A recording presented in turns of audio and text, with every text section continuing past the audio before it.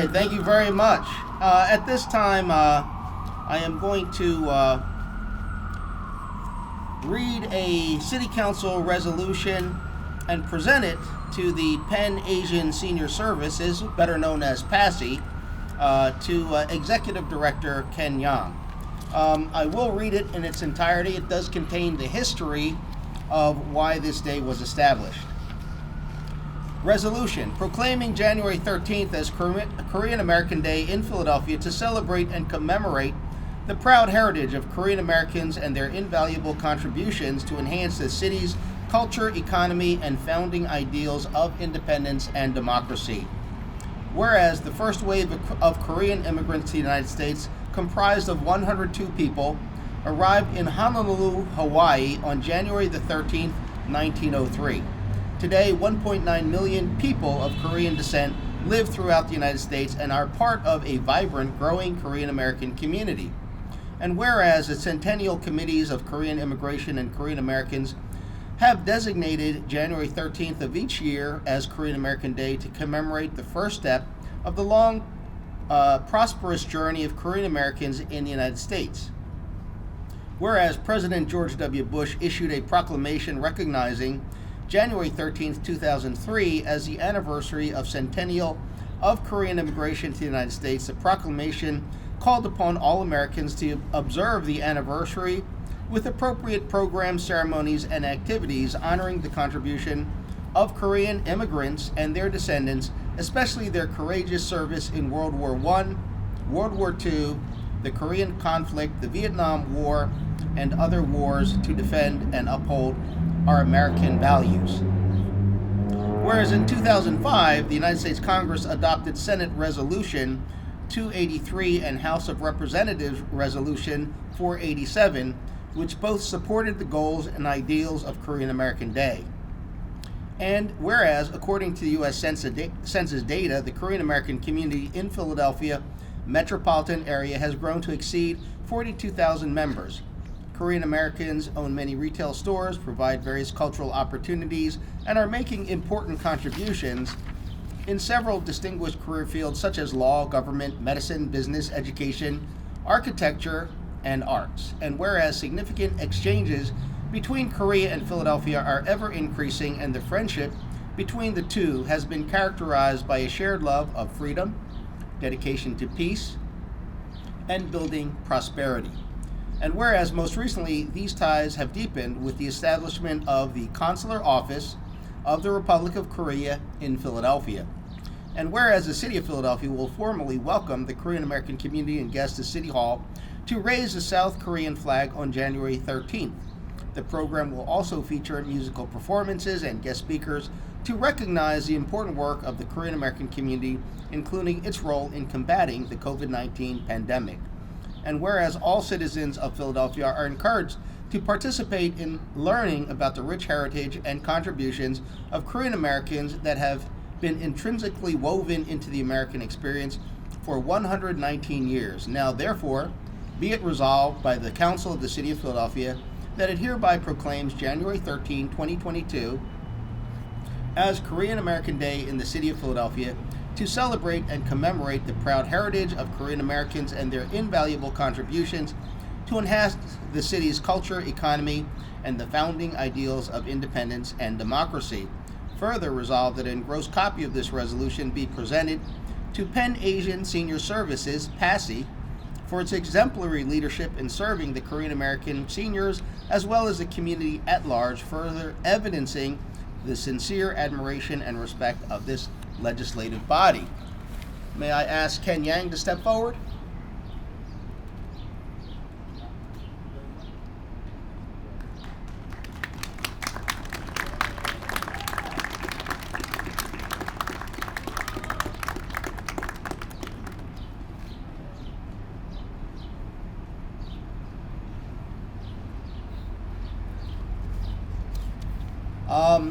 I'd like to invite Executive Director Ken Yang to just say a few words. Thank you.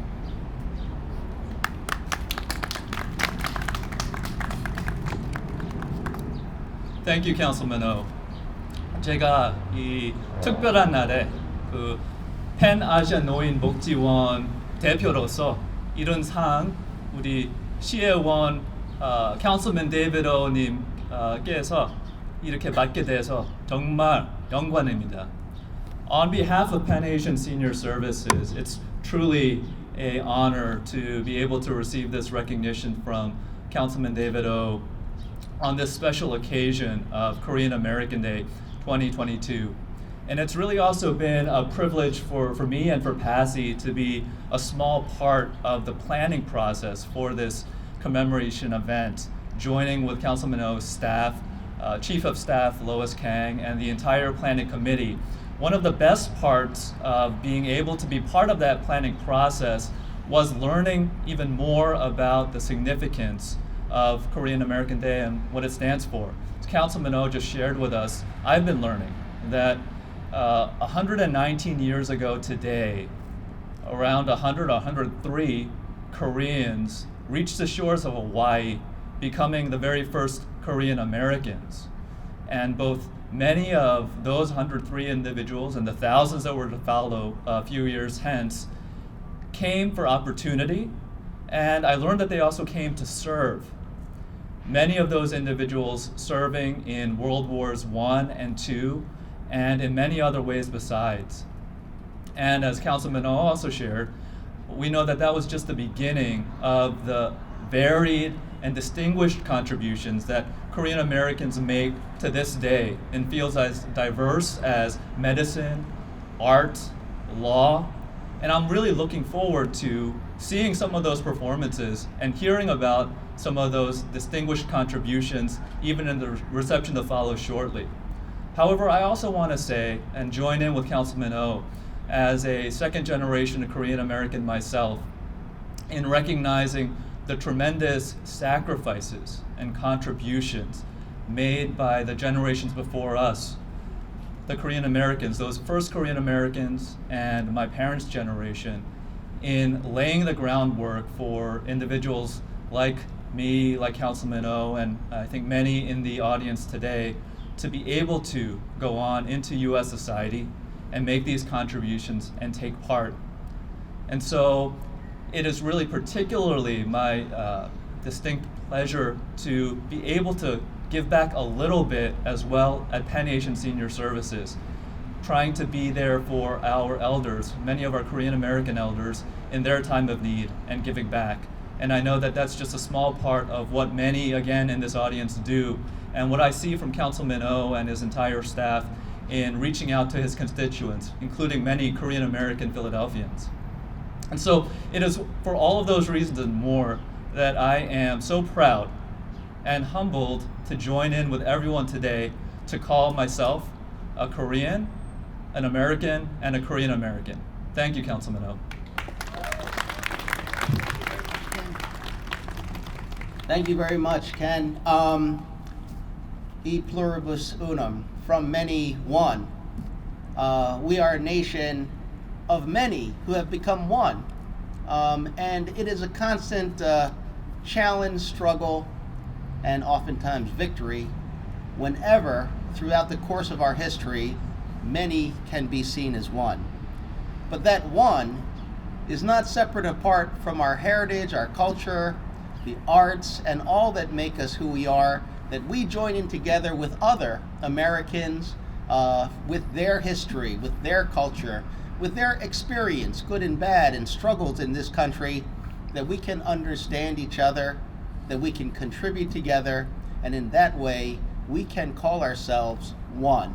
But at this time, let me invite my colleagues, Council Members Helen Gim and Mark Squila, to come up and each one of them give you their greetings.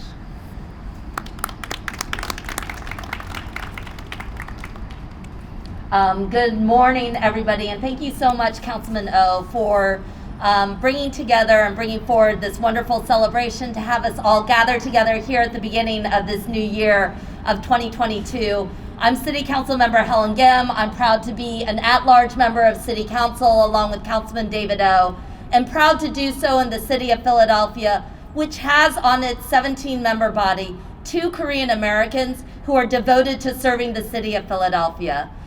If there's anything that could make us more proud, It's knowing that this great city, this city that so many of us call home, is committed to seeing a rising Asian American and Korean American group and body of generation that is devoted to serving the entire city of Philadelphia and representing it as well. And I hope part of that comes forward today, because Philadelphia, this is not just about a Korean American Day, but about the uniqueness of Philadelphia's history in Korean American history. We are the home of Philip J. Son. We are the home of more than 100 years ago, a Congress that came together that united Korean Americans here in the US with Korean nationals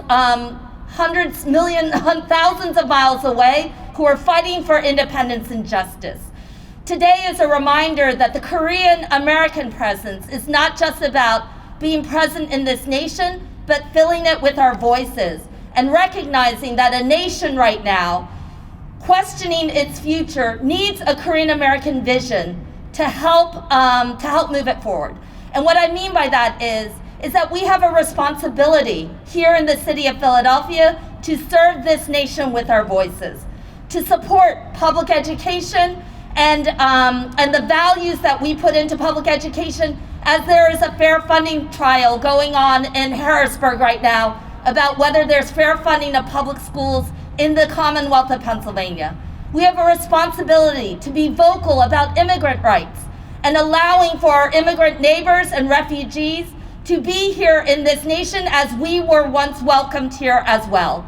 We have a responsibility to commit ourselves to voting rights, because surely David and I would not be on our city council if not for upholding the right to vote all across the Commonwealth of Pennsylvania and around the nation. And we have a responsibility and responsibility to support healthcare, especially in multi-generational Korean households. As we uplift our seniors, we cannot be silent if a nation leaves its healthcare, its seniors, its children, and so many others behind.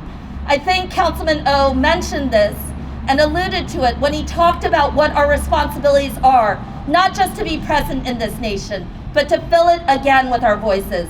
So I want to honor Korean American Day. I want to thank Councilman David O and all these wonderful dignitaries, and especially this crowd for coming out today. Today is a time for celebration, and tomorrow there is work for us to do. Thank you. Thank you, Councilmember Gim, and thank you, Councilmember O, and it's a pleasure to be a colleague and working with you. My name is Councilmember Mark Squilla. I represent the 1st District here in Philadelphia, and I just want to say it's an honor to be here today celebrating Korean American Day, and also with the great work of Passe and Ken and the whole team here. It's really so important to understand what you bring to the city of Philadelphia, and it's not only you just being here, but your culture, your work ethic, your family. That is important to the city of Philadelphia, but that's also important to our country. You're doing it through leadership, and then the next generation, and you teach the next generation to do more and move on. These are the things that America's all about, and you're true examples of what Americans are here in the city of Philadelphia and our country. So thank you for allowing me to be here today to celebrate with you. It's a great honor and a privilege. Keep up the great work. Hold on to your traditions. Hold on to your culture. Hold on to your language, because it's so important to remember that, to make this city even a better place and make this country a better place. So thank you, and God bless.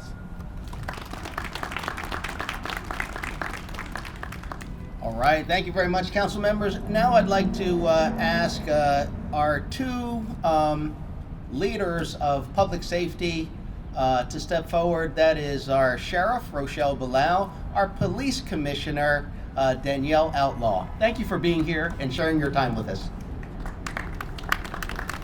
Good morning. Thank you. Thank you all for being here. First, I'd like to acknowledge everyone who's here today. I love to be in the presence of our young people, our future generation, our future leadership. I look forward to when I'm sitting on my porch in my rocking chair, listening to what they're saying on the news. Our future leaders here. It's an absolute honor for both of us to be here, and we're grateful to be a part of this ceremony. You know, this is the first flag raising ceremony for the city in the new year, and it's symbolic that this flag raising ceremony is taking place right here in front of City Hall in Philadelphia, and what is considered the heart of our beautiful city. There have been many notable Koreans throughout our country and this city's history. And the truth is, their rich culture has long been a part of the very fabric of Philadelphia and the contributions of this vibrant community, which is what makes Philadelphia such a great city and what enriches the soil of our nation. I think we'd be remiss if we didn't acknowledge Councilmember David O., the first Asian American and Korean American elected to office in Philadelphia, and behind us, Councilwoman Helen Kim, the first Asian American woman, Korean American woman elected to office in Philadelphia, and all of our Korean American employees in law enforcement, whether in the sheriff's office, whether it's SEPTA, whether it's the Philadelphia Police Department, all of whom have made contributions to improving the welfare of all in our beautiful city. This flag-raising ceremony commemorates the first wave of Korean immigrants that arrived here in the United States of America. And we both know that blazing trails can be difficult. Being a first is difficult, can be challenging, as many of you know. Resiliency in uncertainty is a true test of character.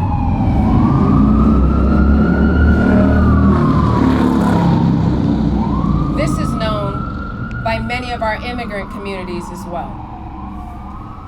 The Philadelphia Police Department, the Sheriff's Office, we look forward to forging even stronger ties with our Korean communities. And on such a day as today, our hope is that all Philadelphians can continue to learn from one another, to celebrate our differences, and to support one another as we are in this very moment. Thank you for allowing us to be here this morning.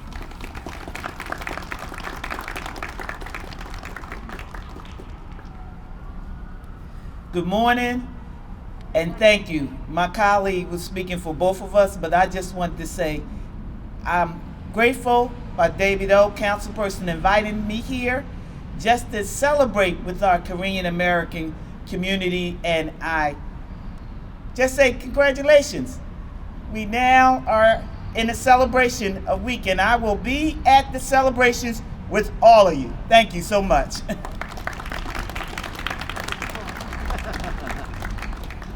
Thank you very much, Police Commissioner and Sheriff. We are now going to hear from the Executive Director of the Governor's Commission on Asian American Affairs. That is our friend, Stephanie Sun. Thank you so much, Councilman O. First, I want to say thank you. I want to say thank you so much, Councilman O's office and all the Korean American leaders and volunteers working so hard for making this happen. I know this is 9th year, and every year this team, they spend several months working tirelessly together to make this celebration happen. And I also want to say thank you to the Consul General from South Korea, traveled very early this morning from New York here to join us to celebrate together. And also I see many friends travel from all different regions from Pennsylvania to join us today. This is so important for us to have this moment, this day together, to dedicate thinking about, reminding ourselves and informing each other who we are, where we are from, and where we're going. So thank you so much for having me with you today in this celebration. As Councilman O mentioned, my name is Stephanie Sun, and I have the privilege to serve as the Executive Director for Governor's Commission on Asian Pacific American Affairs. So on behalf of Pennsylvania Governor Wolf and our commission, please accept our sincere appreciation to the whole Korean American community in Pennsylvania for your tremendous contributions to this Commonwealth, to the future of the Commonwealth. Thank you so much, and we wish you a happy Korean American Day. Thank you.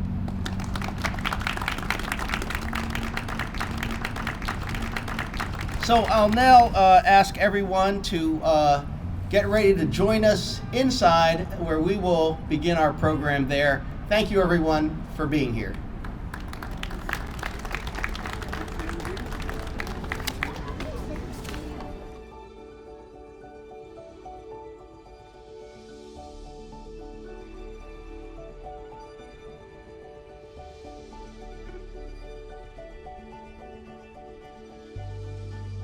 At this time, I'd like to hand it over to our two MCs, and I'll ask them to step forward to introduce themselves, Isabella and Simon.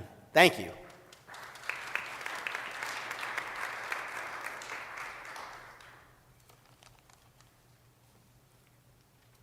Thank you, Councilman O. Welcome to the City of Philadelphia's 9th Annual South Korean Flag Raising Ceremony and Reception to commemorate Korean American Day. Korean American Day is a time to celebrate Korean American heritage by reflecting on the 119th year journey of Korean immigrants and their descendants in the United States, and to come together as a community to provide opportunities for strengthening the Korean American identity and offering friendship. I'm honored to serve as your MC for today's reception. I'm a licensed social worker and a PhD candidate for social work and social research.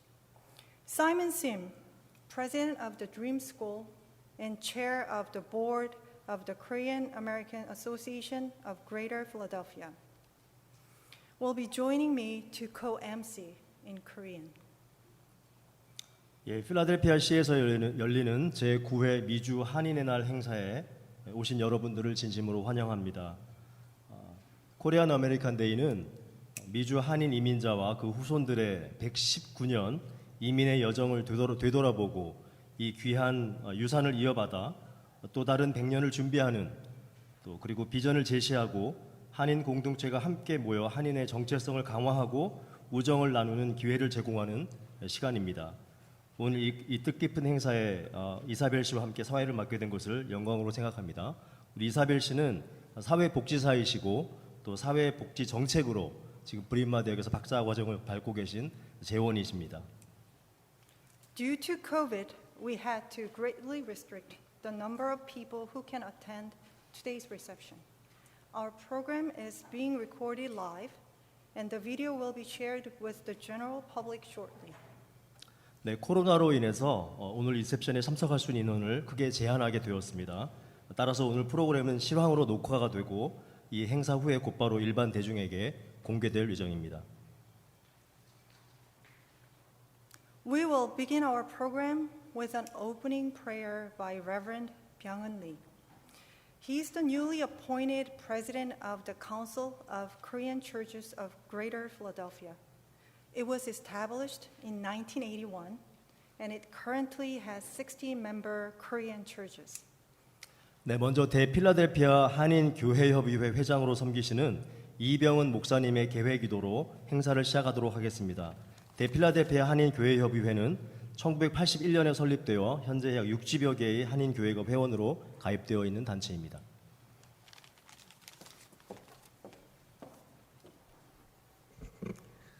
Let's pray.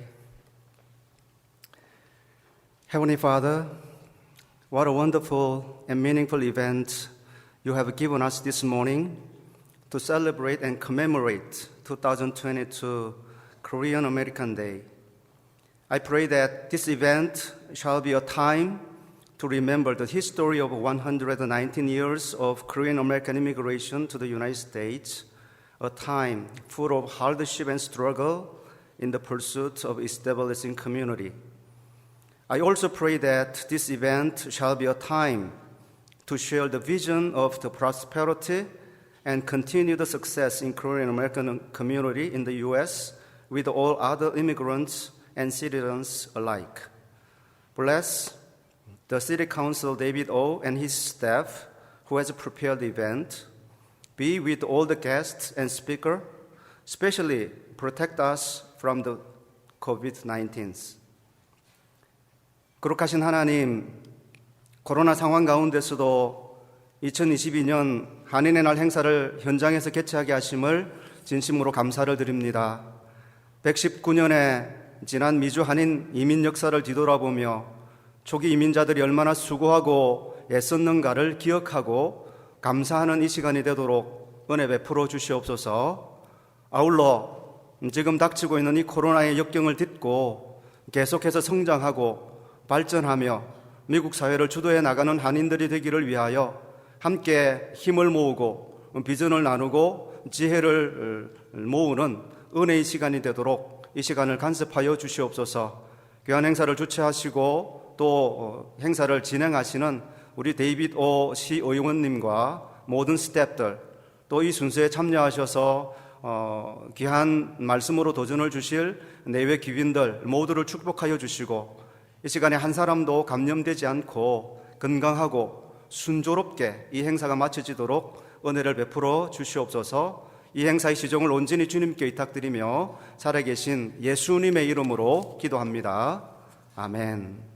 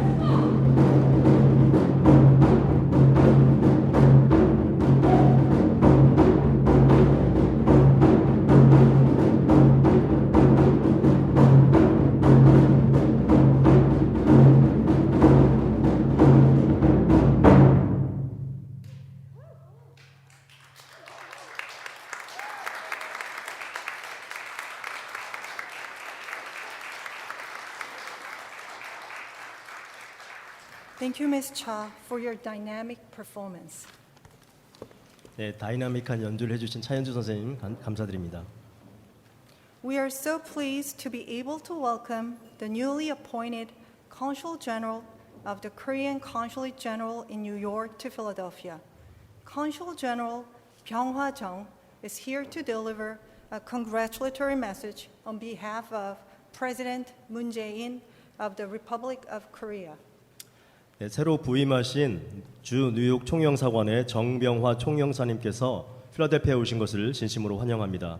이 시간 정병화 총영사님께서 대한민국 문재인 대통령의 축사를 대독해 주시겠습니다.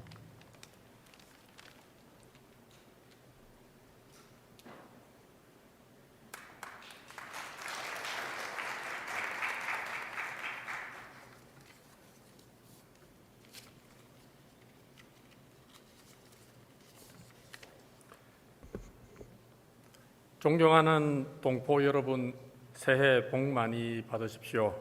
이번에 새로 부임한 주 뉴욕 총영사 정병화입니다. 이렇게 뜻깊은 자리에서 필라델피아 동포 여러분들을 뵙고 인사드리게 된 것을 기쁘게 생각합니다.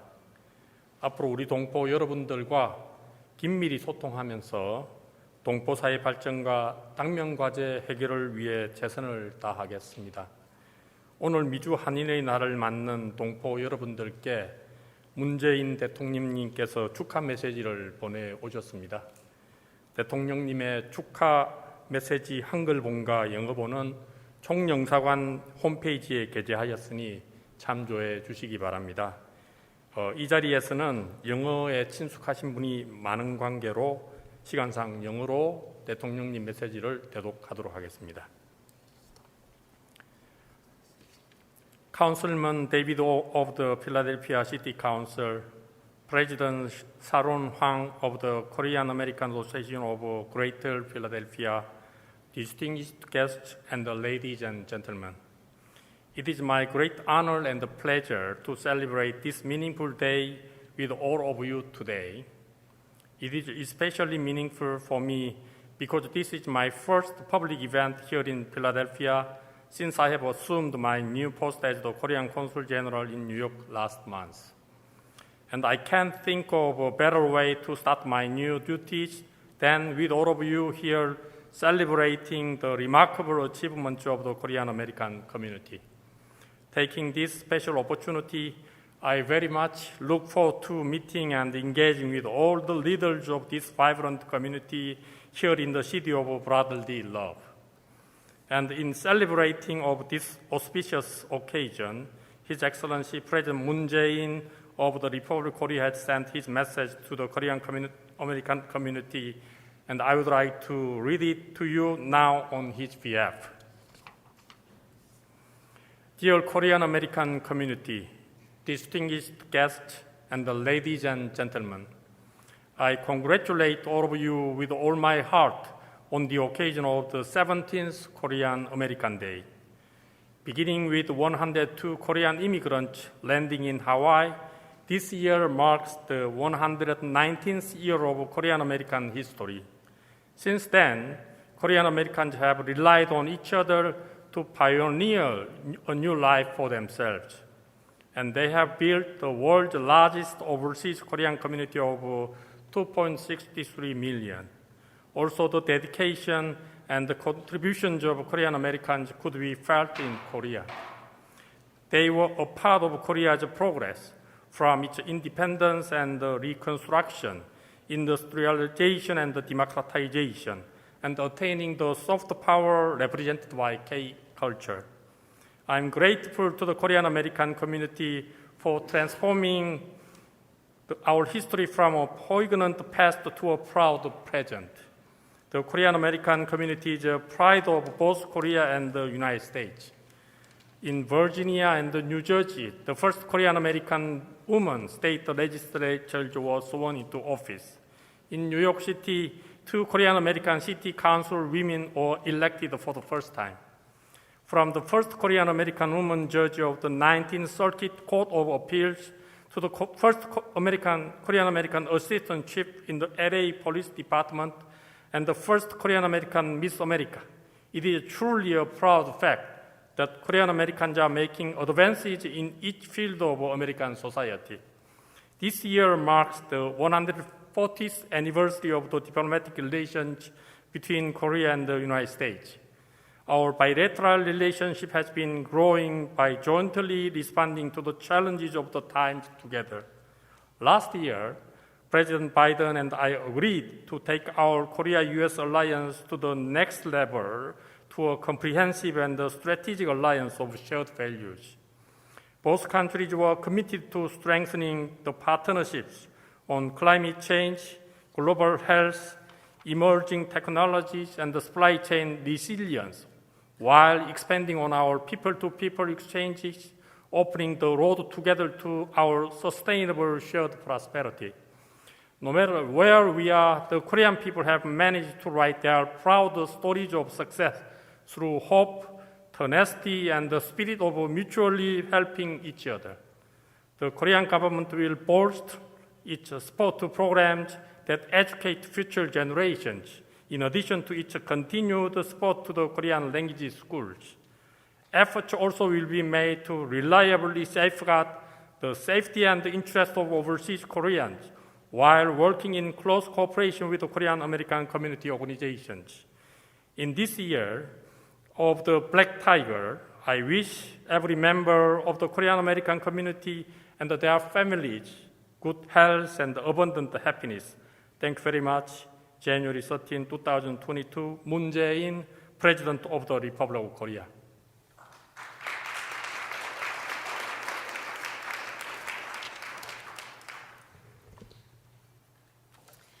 Thank you. Good morning, everyone, and Happy New Year.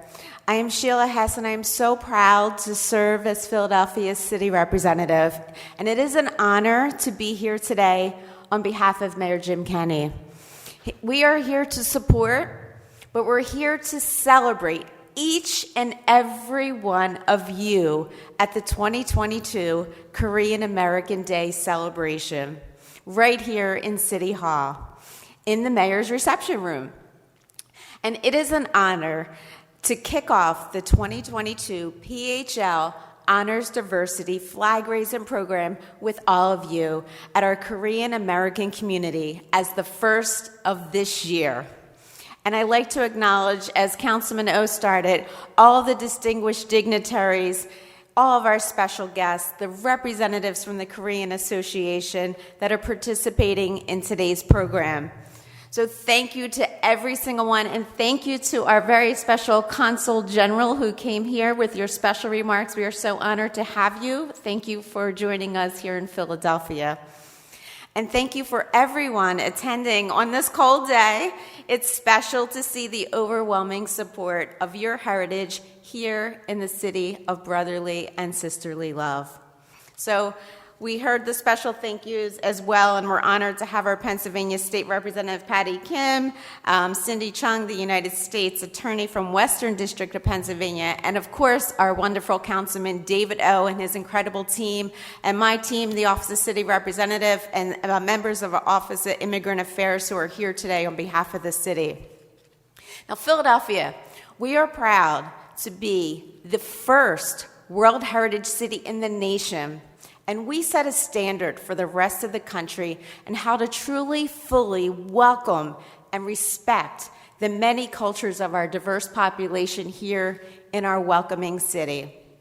So having flag raisins and celebrations like these, when Philadelphia truly honors diversity, we are demonstrating our commitment to all of our residents.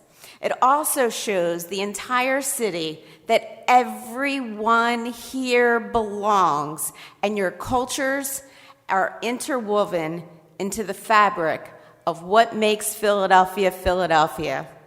So Korean American Day commemorates the first wave of Korean immigrants to our country on January 13th of 1903. And it's those courageous 102 people that we've been hearing about that were truly the pioneers. They left their families and homeland to embark on a journey that no one in their country had ever done before. Now, Korean American Day is now a special time where we all celebrate the Korean community, and we recognize your important contributions in Philadelphia, and we are proud to have such a dynamic and successful Korean population in our city and beyond in our region. So Philadelphia, we have a special bond with Korea that began on August 15th of 1983. And that's when a proud sister city relationship was established between Philadelphia and Incheon, Korea. So we want to wish you, on behalf of Mayor Jim Kenney, my team, and the Office of City Representative, a wonderful celebration. And we encourage all of you to find and feel that pride as your flag is flying high today outside of City Hall. And it's a testament to how much of a valued and important part all of you are in our city's population. I know you have a great keynote speaker today with Nydia Han from 6ABC. She's fabulous, a wonderful journalist, and she's going to share with you some special words as well. You have some great speaker lineups, the amazing performances, the children, everybody that performed outside and here today. You have a great event lined up. And again, thank you for allowing me to be part of this. And on behalf of Mayor Jim Kenney, congratulations to the Korean American communities as you celebrate your heritage, and thank you for your contributions. We wish you a very safe and healthy Happy New Year. Thank you, Ms. Hess. We are very excited to introduce our keynote speaker, Nydia Han. She's 6ABC's consumer investigative reporter and co-anchor of Action News Sunday mornings. She's a trusted voice in our community. She has been recognized for her professional excellence as an Emmy Award winner, and also for her passion and advocacy on important issues of race, discrimination, and bias affecting the Asian American community. She's here to share her Korean American experience with our audience. 네, 오늘 행사의 기조 연설자인 니디아 한을 소개하게 된 것을 기쁘게 생각합니다. 니디아 한 씨는 채널 6ABC 소비자 관련 기자로 일하시면서 또 일요일 아침 액션 뉴스의 공동 앵커로 수고하고 계십니다. 우리 커뮤니티에 신뢰할 수 있는 대변자인 니디아 한 씨는 에이미상 수상자로서의 전문적인 탁월함과 아시아계 미국인 커뮤니티에 영향을 미치는 인종차별 및 편견의 중요성에 대한 열정과 옹호로 여러 가지로 인정받고 있는 언론인입니다. 오늘 한국계 미국인으로서의 본인의 경험을 여러분들과 함께 공유하기 위해서 이 자리에 와주셨습니다. 큰 박수로 환영해 주시기 바랍니다.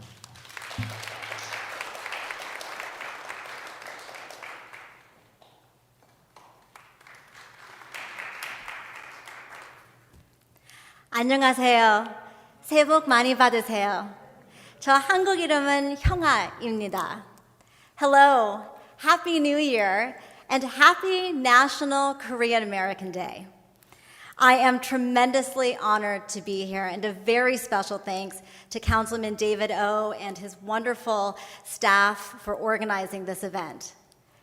You know, never in a million years did I think as a child that I would be invited to speak at a gathering like this. Never in a million years did I think I would be on television every day and reporting in a city as richly diverse and full of heart and soul as Philadelphia, the birthplace of America. So how did this happen? My story, of course, begins with my parents. My mom and dad were born and raised in Seoul, Korea, but met in the United States. My dad came here on a scholarship to get his PhD, or as he says, to access opportunity. He had to borrow money for his plane ticket to America. And once he arrived, more than a decade passed before he could afford to return to Korea to see his parents and the rest of our family once again. My mom was 5 feet tall, but fierce, quietly disruptive, and progressive. When she was 26 years old, my 할머니, my grandmother, told her to stay in Korea and get married. You know what she did? She flew to France, stayed there to get her teaching degree, and to hitchhike around Europe.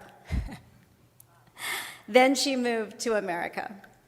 Both of my parents, through their lived experiences and their words, taught me to pursue my passions and my dreams. And for that and so many other things, I owe them a debt of gratitude.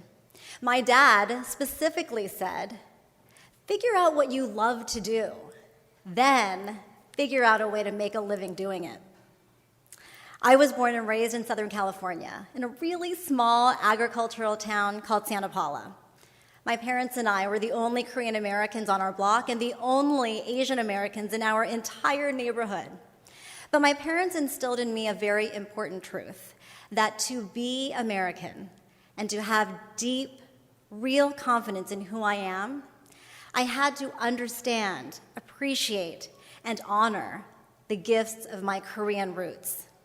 It has taken over 40 years for me to fully understand that concept. But even as a child, I did embrace many elements of being Korean. And in fact, a big part of me liked being unique. I liked introducing people to new things. I taught my friends Korean words, especially dirty ones.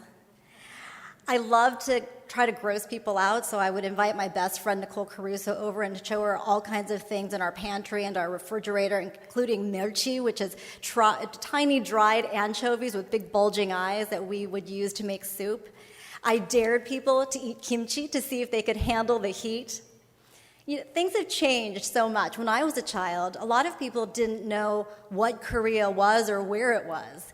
Most people would say and ask, are you Chinese or Japanese? And I would say, I'm Korean. And they would look really confused and say, what is that? Once I was on the school bus, and a fellow student asked me where I got my shoes, and I said, Korea. And she said, oh, is that new store in the Galleria Mall? I laughed at that too. But being the only often translates into being other. And that really isn't funny, right? Constantly having to explain yourself, constantly being looked at as the forever foreigner, that gets old. I mean, how tired are you of being asked, where are you from? How do you speak English so well? And I have come to realize that those questions have a deep impact. When we feel like we're not seen as American as everyone else, it hurts. It chips away at our identity. And in my case, sometimes it made me wish I was white. I pinched my nose every night when I was a kid in the hopes that it would be pointier, look more American. And I cringed when anyone learned my Korean name, Hyung-ah.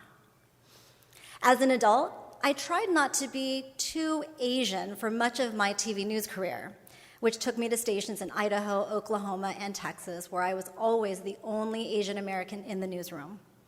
Once I was shooting an accident scene in Idaho, and a couple came up and said, honey, are you lost? Do you speak English?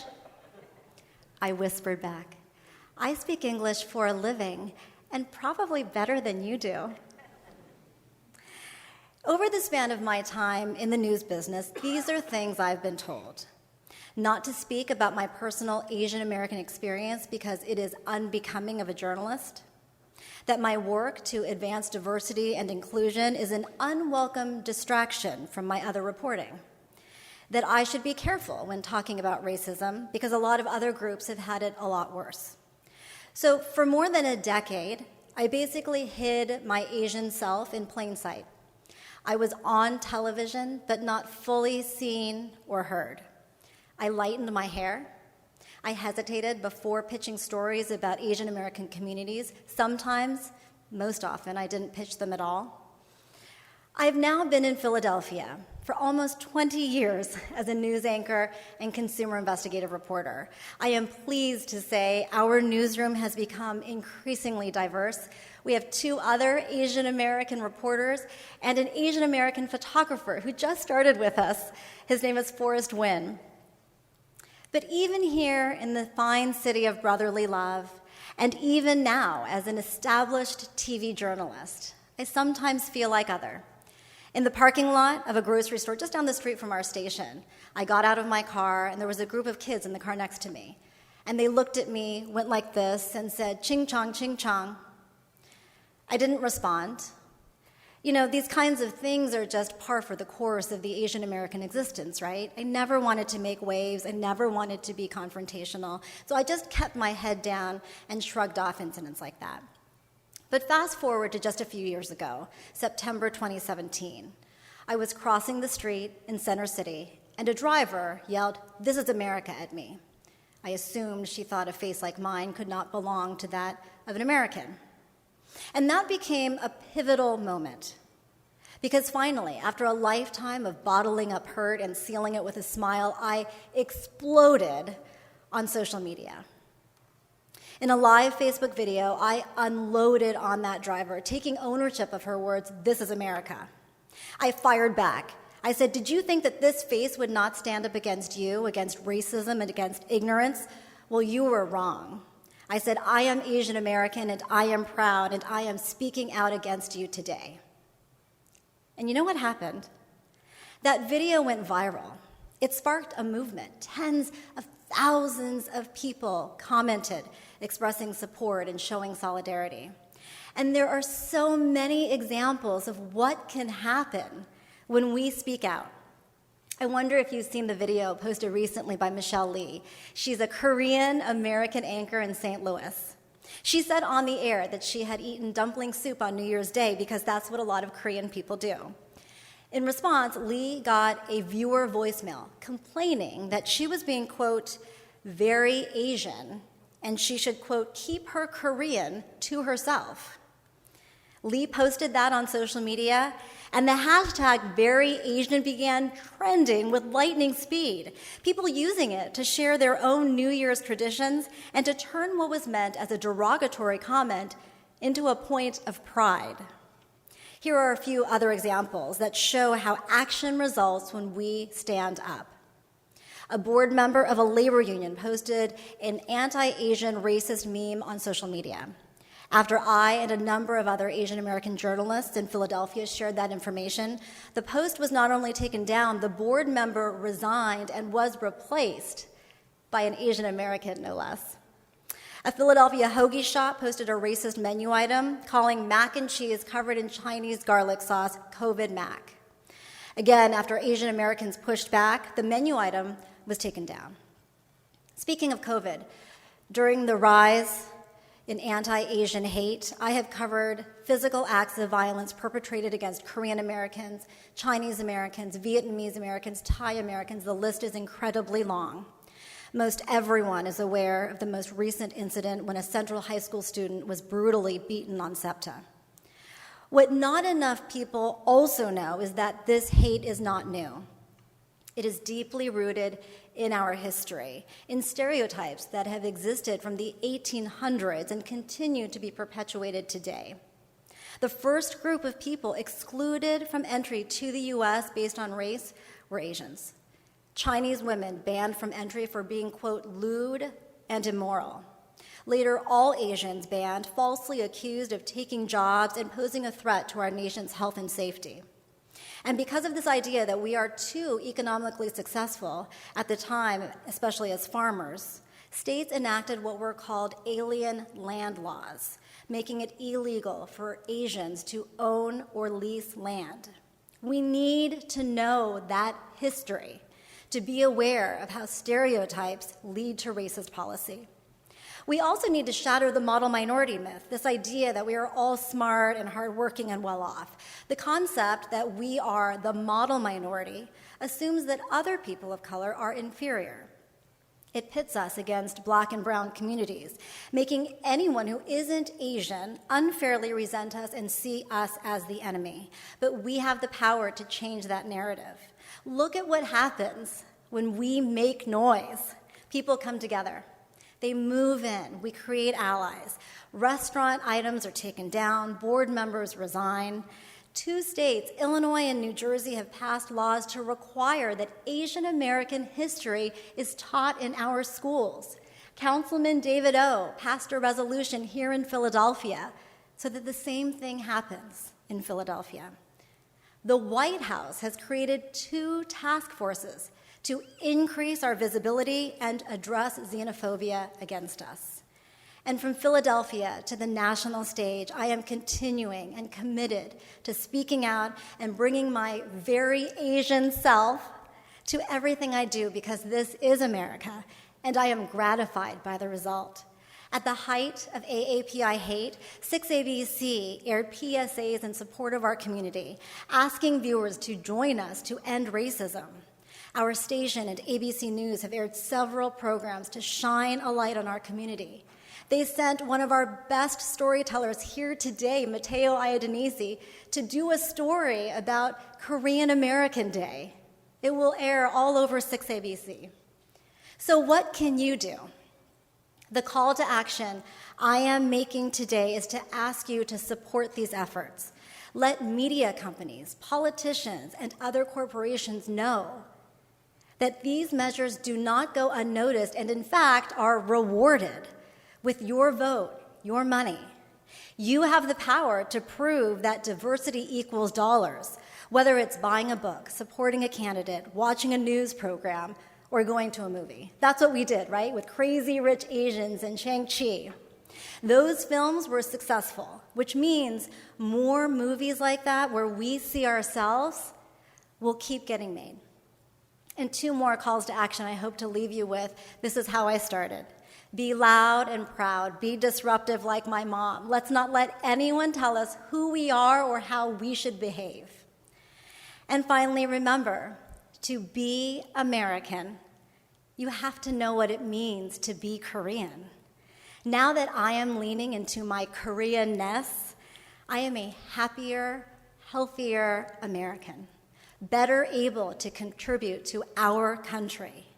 I am tremendously grateful that my dad, my appa, who instilled that core value in me, is here today. So thank you, Daddy. He's right here in the front row.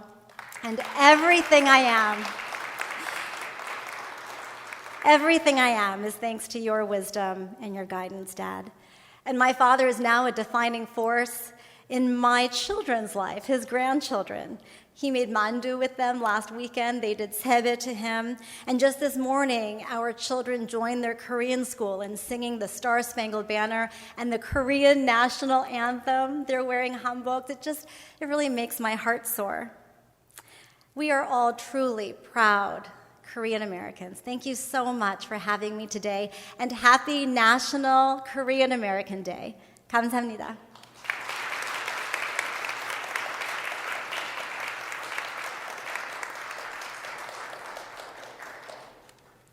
Thank you, Nydia, for your great message. Our next speaker is Pennsylvania State Representative Patty Kim. She is the first Asian American to serve in the Pennsylvania House of Representatives and has been proudly representing the 103 Legislative District since 2013. 네, 감동적인 스피치를 해주신 니디아 한께 감사드립니다. 다음에 모실 분은 페리 킴 펜실베니아주 하원 의원이십니다.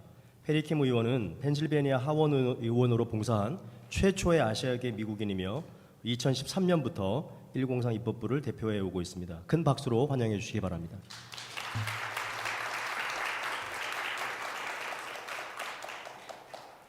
Good morning, and thank you so much for that introduction. Happy National Korean American Day. My name is Patty Kim, State Representative for the 103rd District, which includes the city of Harrisburg. The one word that comes to mind for Korean American Day is gratitude. First of all, I am so grateful for Councilman Oh for making us pause. We are so busy, but making us pause to think about what today means, where we stand in society, and what can we do more. So my father is 85 years old, and he unfortunately is going through chemotherapy right now. And I keep asking him, I want to hear stories. I want to hear stories about when you were a young man. And I have to force him to talk about the time during the Korean War. And he said when he was 14 years old during the Korean War, he would watch the poor Korean children go to the American soldiers and say 3 words that they barely knew what it meant: chocolate and chewing gum. They asked the soldiers, I want chocolate and chewing gum, and if they had the luxury of getting that sweet stuff, they would be so happy. So that was one of my dad's memories about the Korean War. And then fast forward, I'm an elected official, and I like to honor our veterans all the time, every year in November. And when I invite the veterans, we come and we talk about them and we thank them from the bottom of our hearts for serving our country. But the Korean War veterans, for some reason, really touches my heart. I am appreciative of all service members, right? But when they talk about my parents' country, I've never even been to Korea. But they talk about certain cities in Korea, and they've eaten kimchi, and they tell me their memories, and I just have this affection for them, and I am so grateful for their service. They are all probably in their 90s right now. Many of them already passed away. But there's a few Korean War veterans in the United States who we can still say to them face-to-face, thank you. Fast forward, thanks to Lois Kang, she sent me the program of last year. And embarrassing, I didn't know a lot about Dr. Johnny Kim, who David O interviewed, and I was blown away. What an amazing man. Medical doctor, ER doctor, from Navy SEAL to astronaut. Oh my goodness, what an impressive man. And I loved what he said. David asked, why did you become an ER doctor? And he said, because I like to help people during the worst time in their lives. I want to be there to help them during the worst times of their lives. And then I thought of the soldiers who helped the Koreans during the worst times of their lives during the war. And then I thought back to Dr. Johnny Kim, that he will be the first Korean American to go out of space and represent the United States. Do you see this full circle?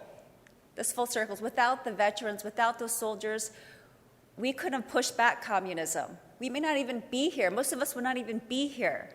I am so grateful for the United States. I am so grateful for being Korean. I am so grateful for the United States. Today is a good day, and I'm grateful that we're able to sit and pause and thank our country, thank our culture, and to inspire the young children. One quick thing about the young generation. Did you see that drummer, Miss Cha, come in? Did she drum like this, like a whisper? She's this tall, and she hit it hard. We are Korean Americans. We belong here. We are not going away. Let's be proud.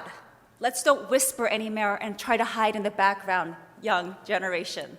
We're proud, we're here, and we're going to make some noise for the good of the community and for the United States. Thank you so much for having me today. Thank you so much for your inspirational message.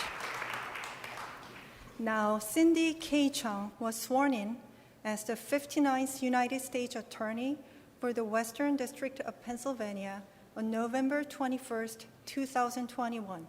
She was nominated by President Biden with the endorsement and recommendation by Pennsylvania Senators Bob Casey and Pat Toomey.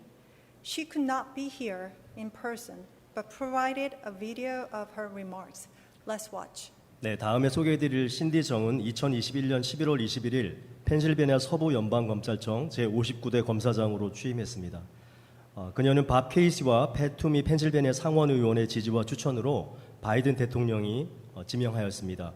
오늘 이 자리에 함께 할 수 없었지만 그녀의 메시지를 영상으로 함께 보시겠습니다.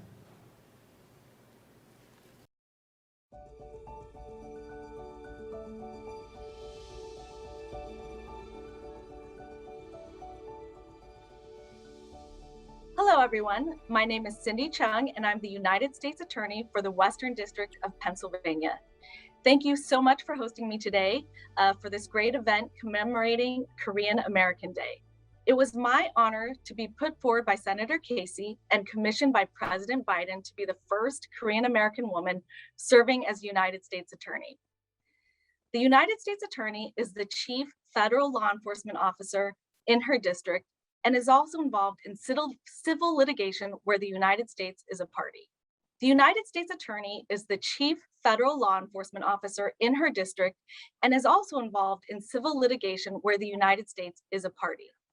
This means that my office is responsible for prosecuting federal crimes in our district, including crimes related to national security, firearms and drug crimes, and violent crimes such as hate crimes.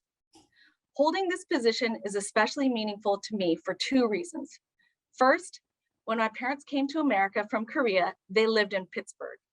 It is such an honor to be able to serve the community that first welcomed my parents and gave them opportunities to fulfill their dreams.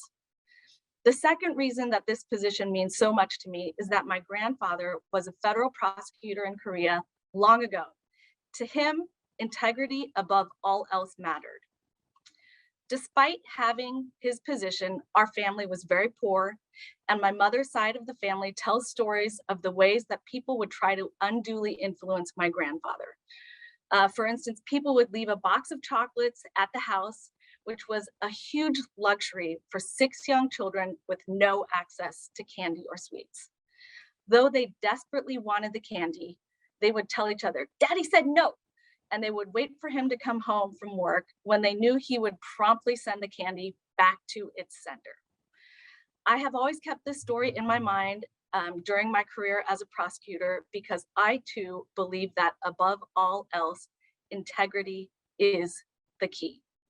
We must commit ourselves to upholding the Constitution at all times, which will mean not only enforcing criminal violations, but will also require us to sometimes, for example, not use certain evidence that might help prove a case, or even sometimes dismiss a case.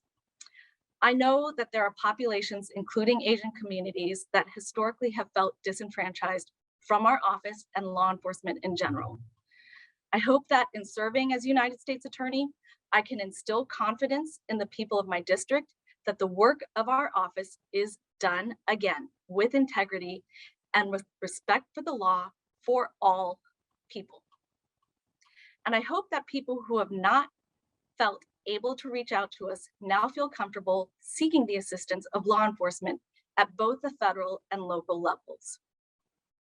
To that end, I do want to briefly address hate crimes. If you or anyone you know has experienced conduct that you believe may be a hate crime, you should report it. While I encourage victims to report those to both their local police departments and the FBI, it is important to note that these reports can be made directly to the FBI if someone does not feel comfortable with their local police department. The FBI has information on hate crimes and threats available in multiple languages, including Korean. If you, your community group, or someone you know would like to read these in their native language. Finally, I hope that my service as United States Attorney also energizes the Korean community to start working in this field.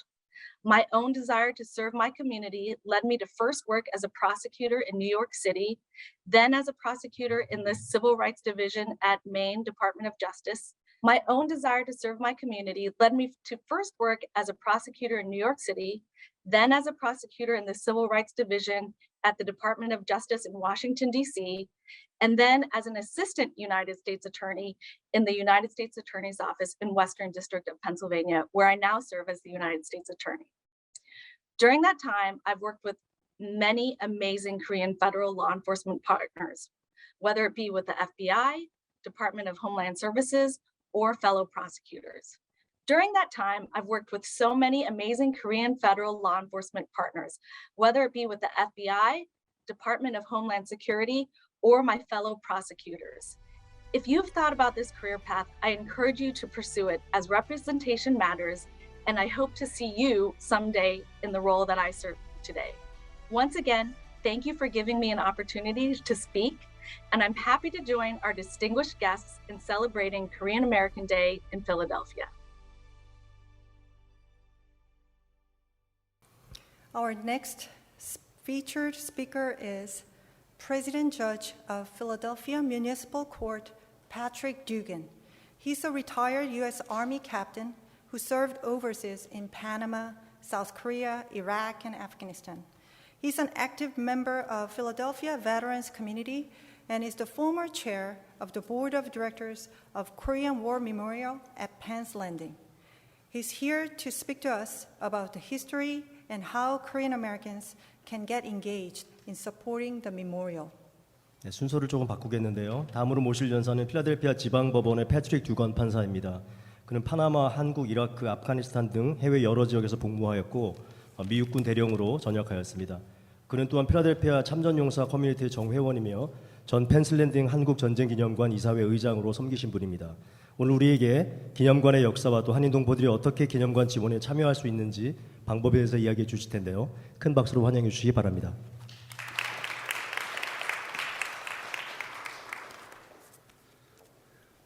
안녕하세요. Good afternoon, everybody. Again, I'm Pat Dugan. I am the president judge here in Philadelphia Municipal Court, and I'm heavily involved in the veterans in our surrounding areas. And so before I give brief remarks, I wanted to acknowledge my good friend, my fellow paratrooper. So David served in the military and he jumped out of airplanes, and I did the same thing. We are involved in many veterans organizations, and I wanted to take this time to acknowledge David for his service to our entire community, but specifically today for his service to our veterans. So I wanted to present David, and for those who've had military service, we have these coins, military coins, and they mean a lot to us. This is from my Veterans Court, but it's about leaving no veterans behind. David does that 24/7. He does it, leaving no veterans behind. He does his best. And he also, his motto is to leave no citizens behind. So I wanted to publicly acknowledge my fellow paratrooper and what Councilman David O by presenting him this coin. Thank you very much.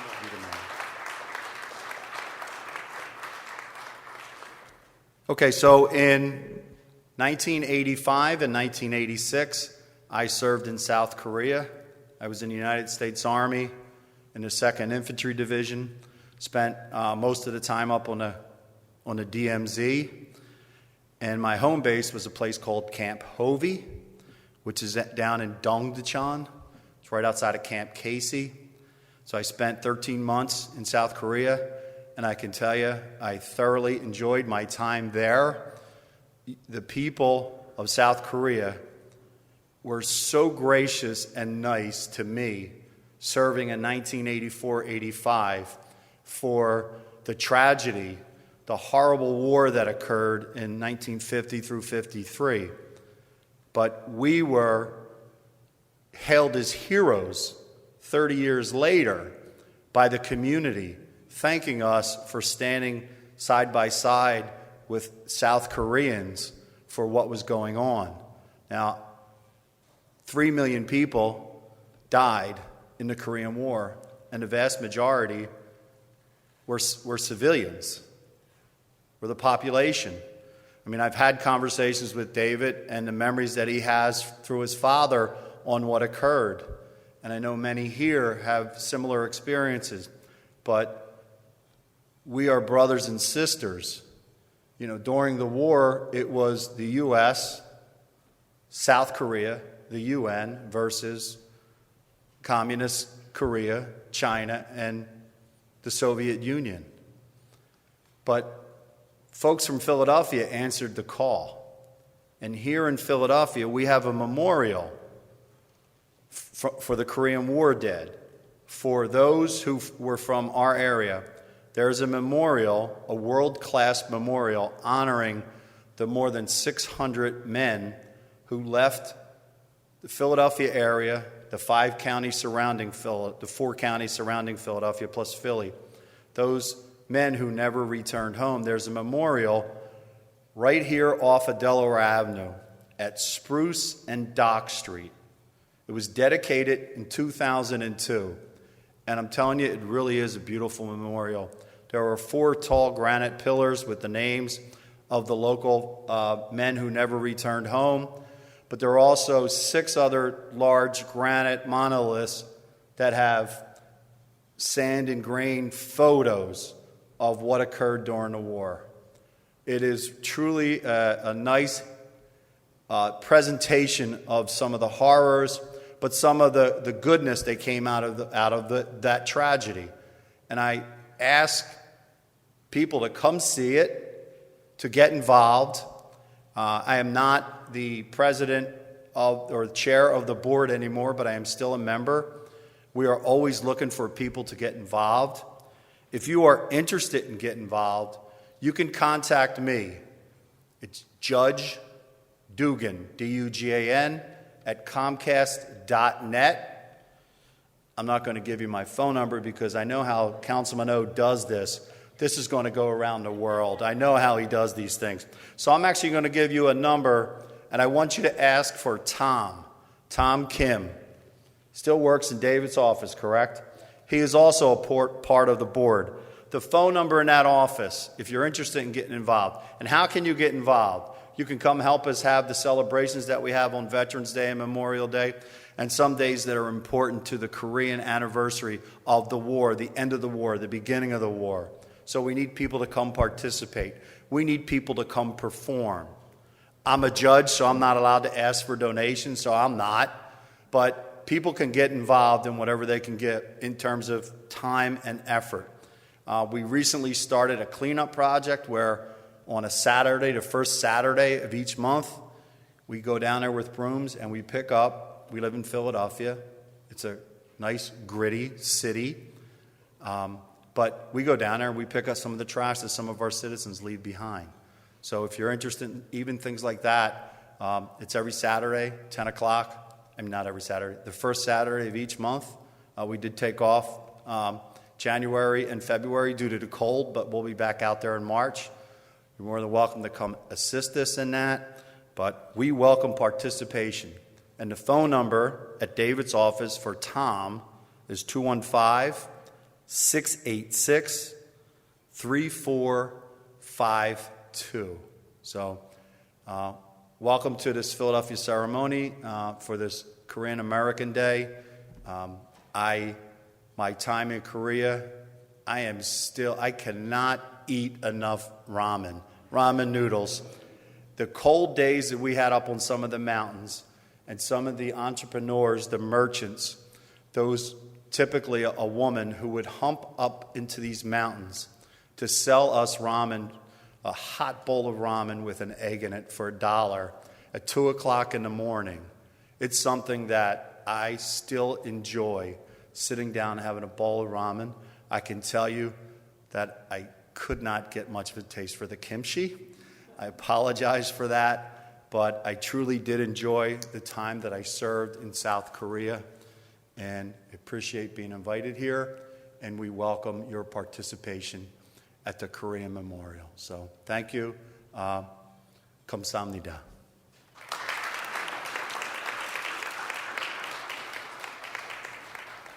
Thank you, Judge Dugan. Cellist Hun Che of the Curtis Institute of Music will play a classical music masterpiece by Johann Sebastian Bach. He has been playing the cello since the age of 5 and is anticipated to finish his studies at Curtis next year at the age of 17. 네, 축하 연주 시간인데요. 커티스 음악원의 최훈에 연주하는 요한 세바스찬 바흐의 클래식 명곡을 감상하시겠습니다. 5세 때부터 첼로를 시작했고요. 17세가 되는 내년에 커티스 음악원을 졸업한다고 합니다. 큰 박수로 환영해 주시기 바랍니다.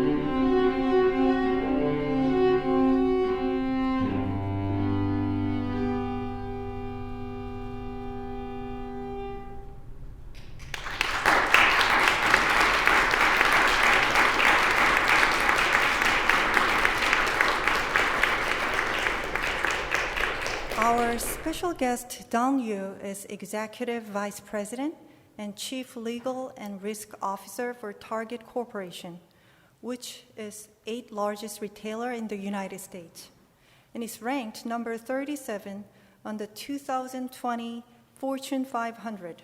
Don Liu has a personal connection to Philadelphia as he grew up in the area and attended Haverford College before receiving his JD from Columbia University. Previously, he held executive positions with Xerox Corporation, Toll Brothers, Icon Office Solutions, and Aetna US Healthcare. He could not join us in person, but has provided a powerful interview with Councilman O. Let's watch. 네, 아름다운 첼로 연주 감사합니다. 오늘 특별 게스트로 단 류 씨를 소개하겠는데요. 미국에서 8번째로 큰 소매업체인 타겟 코퍼레이션, 2020년 포춘 제500대 기업 중 37위에 오른 기업인데요. 그 회사의 수석 부사장 겸 최고 법률 책임자로 일하고 있습니다.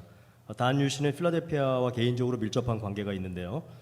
필라델피아 인근에서 자랐고 또 콜롬비아 대학에서 법학 박사 학위를 받기 전에 해버포드 칼리지를 졸업하였습니다. 그는 또한 지락스 코퍼레이션, 또 톨 브라더스, 또 아테나 보험회사 등 고위 임직원을 역임하였습니다. 오늘 비록 우리가 함께 하지 못하지만 우리 데이빗 오 CEO님과 함께 나눈 강력한 인터뷰를 영상으로 함께 보시겠습니다.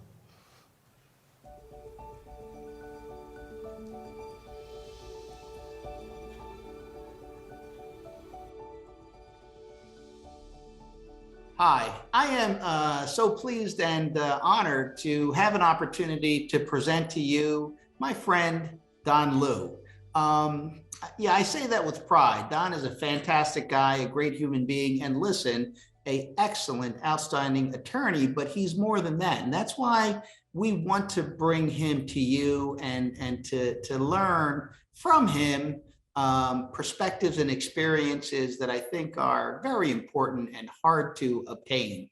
Let me just tell you that, as you know, Don is the Executive Vice President and Chief Legal and Risk Officer for Target, which is the 7th largest employer in the nation, 500,000 employees.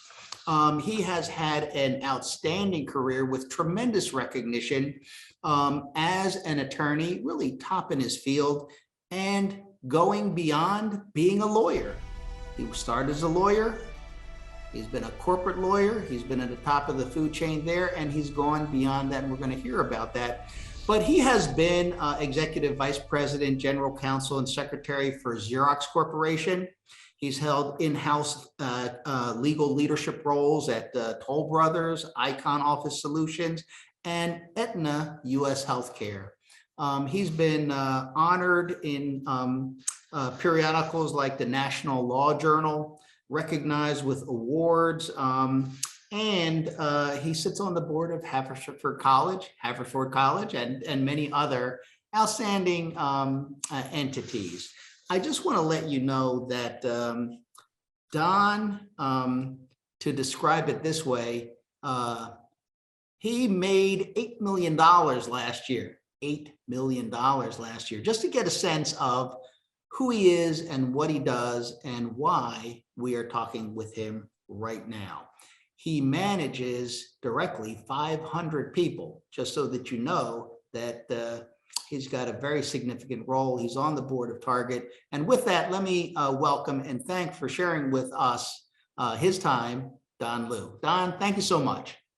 David, it's great to be here. It's so good to see my old friend on Zoom call. I wish I could be live there in my hometown. So just to address compensation point, which is not something that I like to dwell on.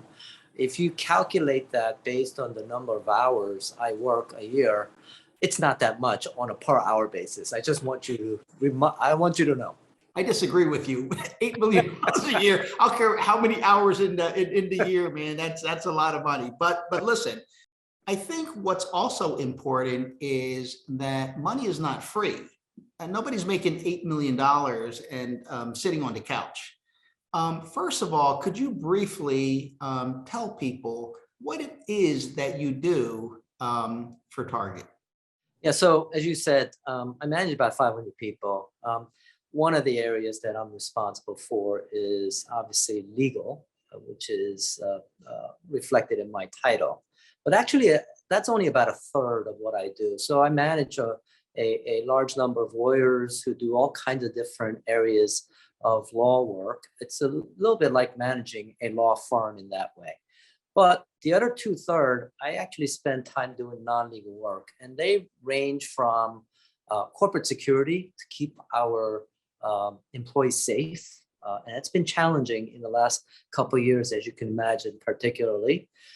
It also entails defending our reputation. So we get challenged by politicians as yourselves on some of the things we do or don't do. Should we engage in every controversial policy issue? Should we not have any say in it because we're not competent to talk about it? Those are some of the issues that my team works on to determine whether targets should engage in topics. We've been very involved in immigration issue. Many of our 500,000 employees are immigrants. We are pro-immigrant company. So therefore, we do engage in immigration issues. So those are policy issues that we decided to weigh in and take some bruises along the way if need be, if we wind up taking a position on controversial issues. And then the third area is really keeping our overall company compliant, and it's called compliance function. It's basically to make sure that our stores are run in a way that we should, not just with the laws, but with our own internal values and principles.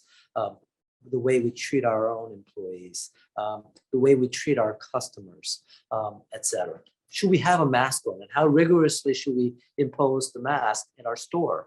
Again, those are controversial issues. Somebody has to make some decisions, and my team does that. Let me ask you this. I mean, when we see someone in the NBA, we know how they got there. And we could look at their stats and we could look at who they are and how they fit in the team. And we understand why they're making that much money and why they're important to the team. In the case of an attorney, I mean, we got a lot of good attorneys out there and we got some questionable attorneys, and there's a lot of people out there. But what is the pathway that you traveled in order to distinguish yourself to the extent that Target said, we want this guy? Thank you. It's a difficult question, and one that said, that I have said, it's more luck than talent. Let me explain that because it sounds flippant if you... It sounds honest, Don, because Right. I'll just tell you that whenever someone says something like this, I'm always delighted because truth is going to be shared. Yeah. So the reason I say it's less talent, it's because there's no way I could have predicted I would be sitting where I am at the beginning of my career. I didn't know what it was, actually. I didn't know what a general counsel was. I didn't know what chief legal officer is. I didn't know what it was like to work for a Fortune 30 company, seventh largest employer in the country. So to say that I developed certain talent to get here is to be totally inaccurate in that there's no way I could have predicted my path. So it's luck because I got to a position I never knew that existed, and I got here somewhat unplanned. As I said, I work hard. The long hours are reflected in my personal life or lack thereof. But a lot of people work hard. I think there are many people who work really hard and don't always get to top of a pyramid. So in my case, it was a combination of really lucky situation where the opportunities presented to me, and my reaction most of the time is I'm totally unqualified for that job, but maybe I should explore to see what is it about me that I can contribute. So let's take the Target example. A Midwest company, an area of the country I had never lived in before. You know this. on a personal level, maybe the audience doesn't. I grew up in Philly. I grew up in Cherry Hill, West Philly when we first arrived, where my family attended David O's father's church at the very beginning, like many of us did in the 70s. And my view of the world was small business that my parents owned. I wanted to be a lawyer someday, maybe to represent many of the Asian family-owned businesses who really were often disadvantaged because they didn't speak the language, they didn't understand the business culture, and they didn't understand the laws. From that to being selected by a Midwest company in retail, which I have very little experience in, to come here to a territory I'm so unfamiliar with was a big leap. They liked my background because they liked what I stood for. And if you look me up on the internet, you'll see mostly some of the Asian American community work that I have done. And they wanted an executive that stood for more than just focusing on my profession, but also the larger world and the needs of the larger world that I felt compelled to address. So that helped. So my image, my brand was really a big plus for Target because it was consistent with the corporate values of Target. We gave away 5% of our profits every year, good years and bad years. Virtually no company I know has done that for 50 years that we've done. So marriage of values. The second thing is, it absolutely helped that I bring diversity to our corporate management team. There was a time when there were 2 Korean Americans who had C-suite at Target. My good friend Min Suk now left to go join another company. But to have 2 Korean Americans who were direct reports to the CEO, that's 20% of the population of direct reports to the CEO who are Korean Americans. That's unusual, but Target values diversity, and they found my background interesting. They loved my immigrant story.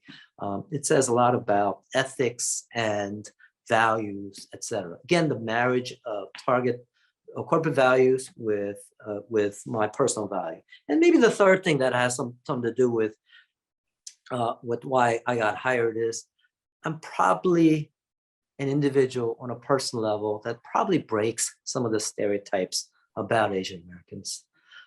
I'm blunt, direct, and at times confrontational. And I'm not like that all the time, but when there is a need for confrontation, I will not shy away from it. And I think it has helped me in a number of settings, including my role as a leader of the company. When I think of your public image, and not as someone who knows you, but when I think about what I've read about you and when you've been featured and things like that, I think of a guy who is very sharp, very detail oriented, and very direct and clear. Not a rude person, not a shy person, not a confrontational person even, just a guy that is very straightforward, very clear without ambiguity, and on top of his game. He knows the work, he knows where he stands. That to me is the image that you cut professionally. David, I think you're being kind to me, actually. No, I'm actually not flattering you. I'm asking you, you think that image is the image that Target wanted?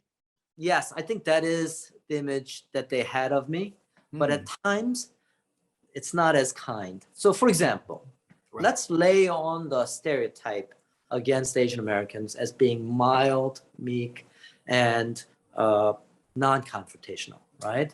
When somebody says, Don, do you like this? And I go, no. That can sound confrontational when I don't mean to. As you said, I'm just answering the question, right? Do you like my idea? Do you like my proposal? And the answer is no. Some people will get offended by that. Some people will say, well, that was not very nice. Maybe it should have led with, it's a great idea.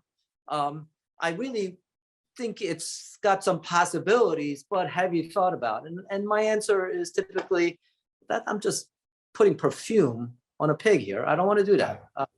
You ask me a direct question, I'm going to tell you if I like it or not. And if I don't like it, I'm going to just tell you no. As a Korean American, as an Asian American, certainly, your persona and your personality as a unique individual has arisen when you have been confronted with competitive people who want to put you down, people who want to backbite you, people who want to smear you. And listen, we all have kind of faced that, but you have faced it in a way many of us will not understand because, you're at a competitive level, like is a very high level in the corporate world. Can you share a little bit with us about some of the battles you've had, how they played out, and what is how do you handle these type of things?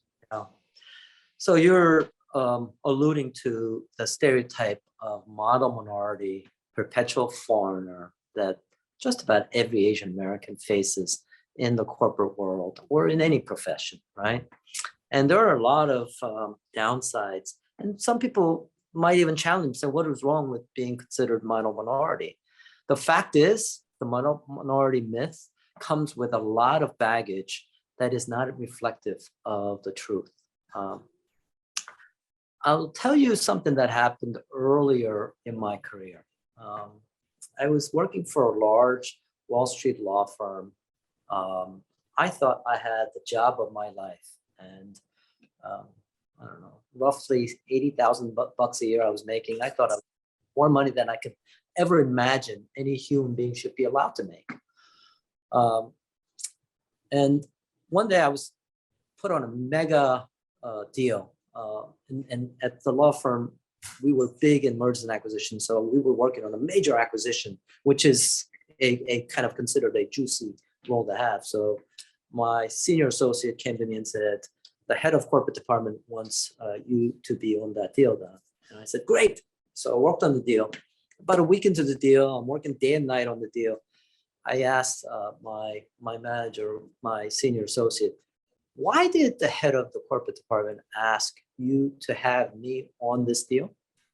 And I was hoping, like, the guy is really bright, creative. I think you can really rely upon him to do a fantastic job. That wasn't the answer. Disappointingly, the answer was, get Lou on this deal because he will never miss a typo. And I said, that's it, really? He just thought my contribution to the deal, multi-billion-dollar deal, is typos? That's what he said, man. I'm not going to tell you something he didn't say.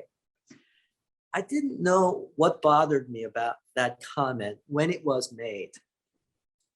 But later on in my life, a few years later, I figured out why it bothered me. Okay, first of all, the fact is, David, when you and I do emails today, you'll see full of typos. I'm actually lousy at typos. Right. I'm a big picture thinker. I think strategically. I'm impatient to get the message out, so I do it so quickly that it's full of typos. I guarantee you'll find typos. So he was wrong about me. Second of all, he put me in a box that says I'm an Asian American menial worker who's able to do the unimportant work, not the strategic work. That really bothered me because who gets to be the leader of any organization? Who goes into the C-suite unless you can think strategically, think creatively, think boldly? That's what I wanted to be known as. And somebody who doesn't miss a typo doesn't fit that mold. And I spent in my entire career trying to break that stereotype forced upon me. Now, in retrospect, do you think that's the real reason you were brought on, or do you think that guy, maybe out of jealousy or control, instead of saying, yeah, because you're the sharpest, he said, oh, no, but you had menial, do you think he was putting you down, or would you think that was real, or what's your opinion? The honest truth is, I don't know. I'll never know. Right. The level of jealousy and the competition and the backstabbing, which you allude to, it is real. That comes with the territory. And if you're unwilling to recognize and deal with it, then you're not going to wind up being able to compete in the race to the corporate ladder. And that's just the way it is. And you have to recognize it and live with it. And if you don't like it, that's okay. You just can't climb the corporate ladder then. There are negative stereotypes about Asian Americans that have existed in this country since the gold rush. And they're surprisingly the same, whether it's from one group or the other group. And we're just talking about this before the call. So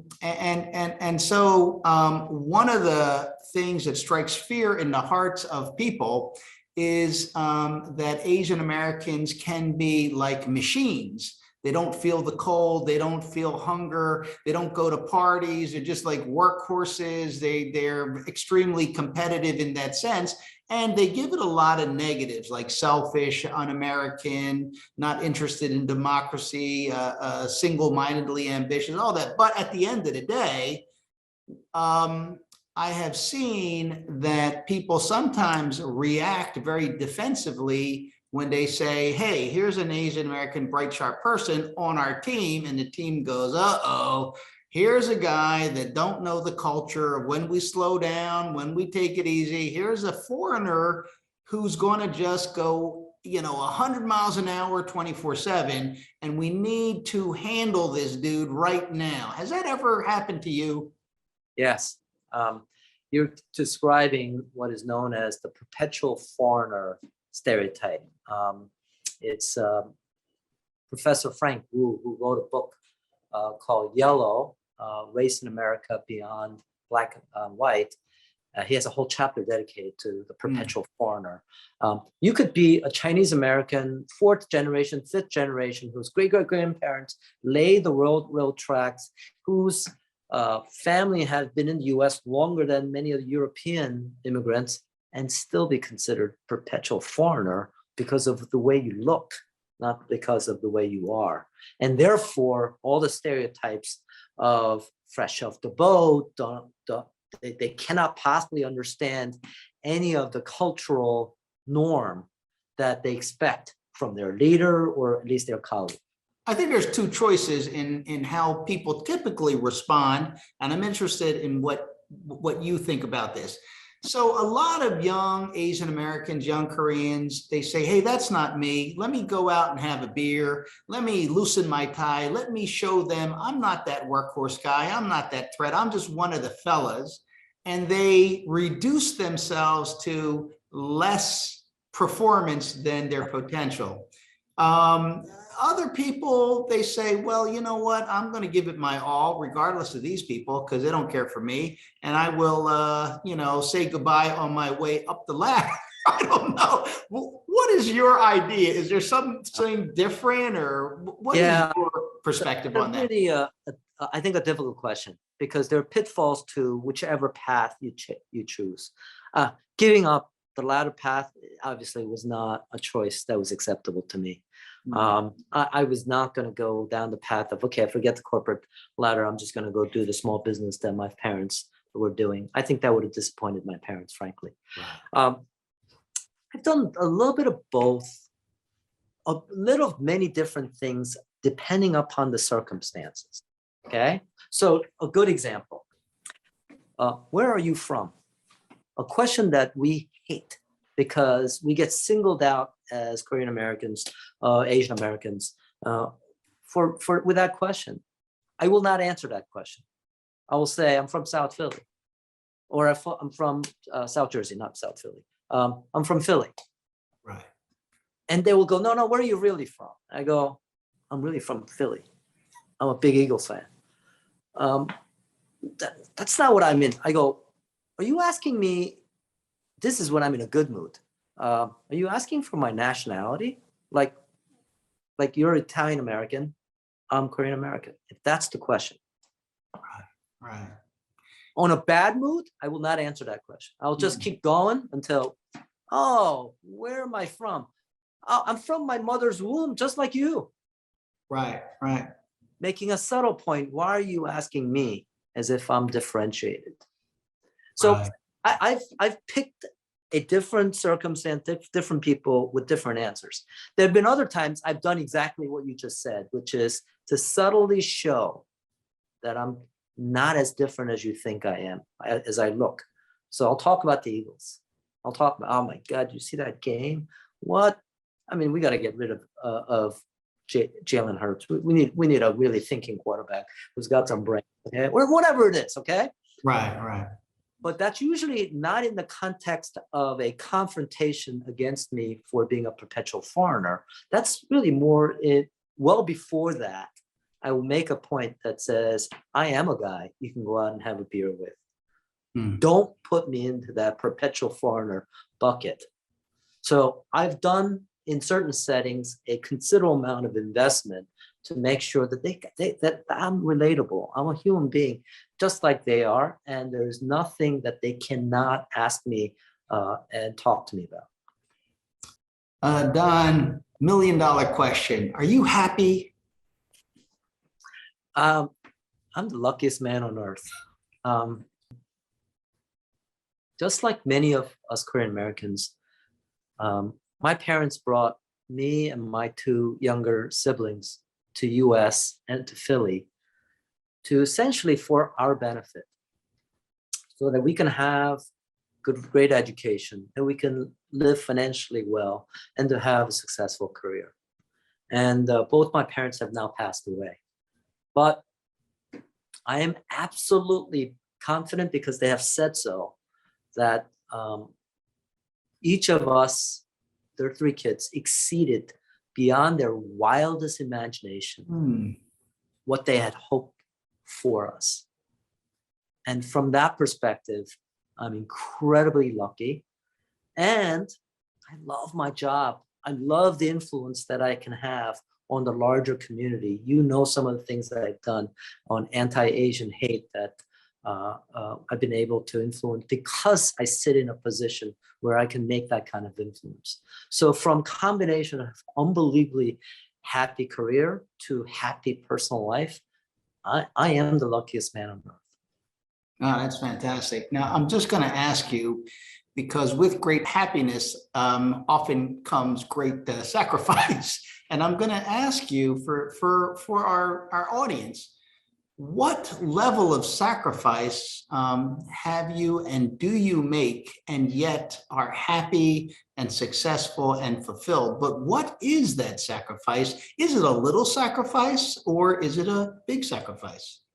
Yeah, I think I have made choices to figure out where my valuable time is going to be spent. And the sacrifice of those choices has been my family. My kids, two kids who turned out to be fine. They're 26 and 24. One's in law, one's in investment bank. They turned out to be great kids. But I can tell you, I did not spend as much time with them as I should have or could have. They know that. We talk about it all the time now. I can't take those hours back. But if I am being absolutely honest, there was no way I could have spent enough time with my family and still achieve the professional goals and aspirations that I had. So therefore, I had to make some choices, and the choice was to spend less time with the family and more time with in the office. I wish it wasn't that way. I wish there were other ways to do it. I can't figure out how to do it. And when I mentor younger people, I say that all the time. Don't be naive. You're going to have to make some choices. How important is your career? And is your family willing to support you on that? In some ways, maybe not as good of an analogy, but that's how I grew up too as a kid. My mom and dad had a store, I remember, that was open 24/7. My mom worked first 12 hours and my dad worked second 12 hours. I knew what it took to survive as an immigrant. I think I accepted that, and I respect my parents for the tough choices they made, all in the longer, in the spirit of longer term goals and success. And they did that for me. And I'm a beneficiary of those long hours that they spent in their business so that we can benefit from their work financially and otherwise. And I think I've made similar choices that my parents did. it causes me to think about, my parents and my father. He was not home. My mother was not home because they were at the church.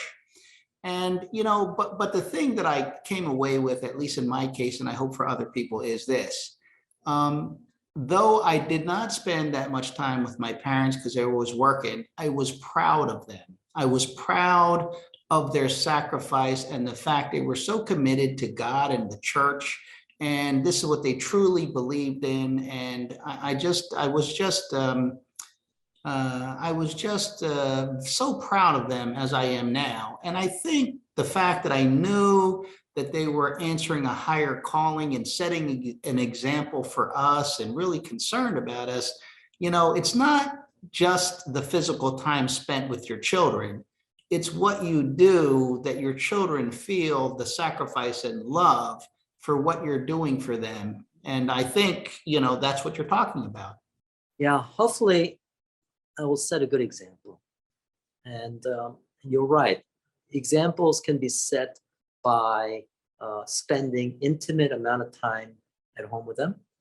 But the examples can also be set by what you do in the world, what you do for the larger community. And your father I can't tell you how many people benefited from what your father did through the church. My family's benefited from it. Many did. And I think that's what you mean by respect, and well-deserving of the respect that you just described. And I have similar respect for my parents.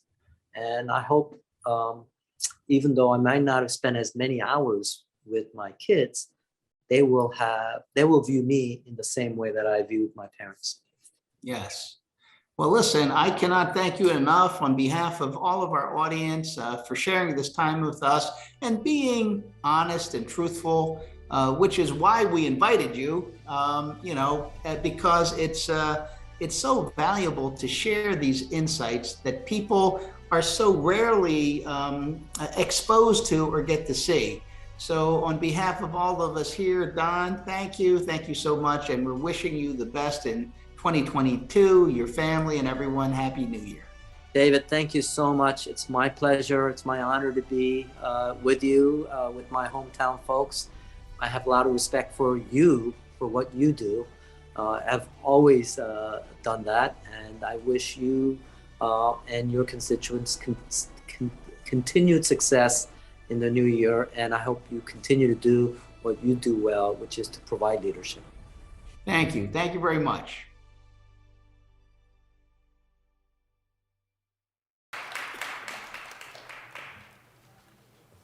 We'll now welcome soprano Sang-ji Kim to provide our featured performance. She currently resides in New Jersey and is a native of Busan, South Korea. She's an acclaimed artist who has performed in Europe, Asia, Russia, China, and throughout the United States. 네, 다음은 우리 대한민국에 나온 세계적인 성악가 소프라노 김성진 선생님 모시겠습니다. 우리 남부뉴저지에 지금 살고 계시고요. 한국 부산 출신이시고 한국 뿐만 아니라 유럽, 아시아 그리고 러시아, 중국, 미국 전역에서 활발하게 활동하고 계신 대표적인 소프라노이십니다. 큰 박수로 환영해 주시기 바랍니다.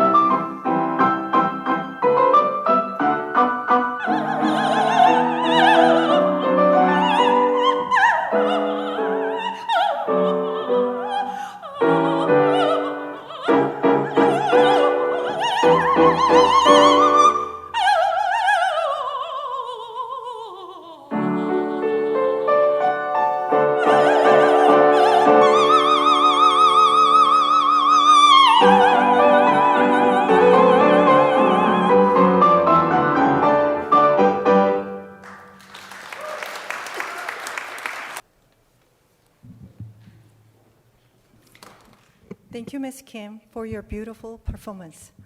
Next, we'll welcome Judy Yu, President of the Federation of Korean American Association of Northeastern USA, to provide remarks.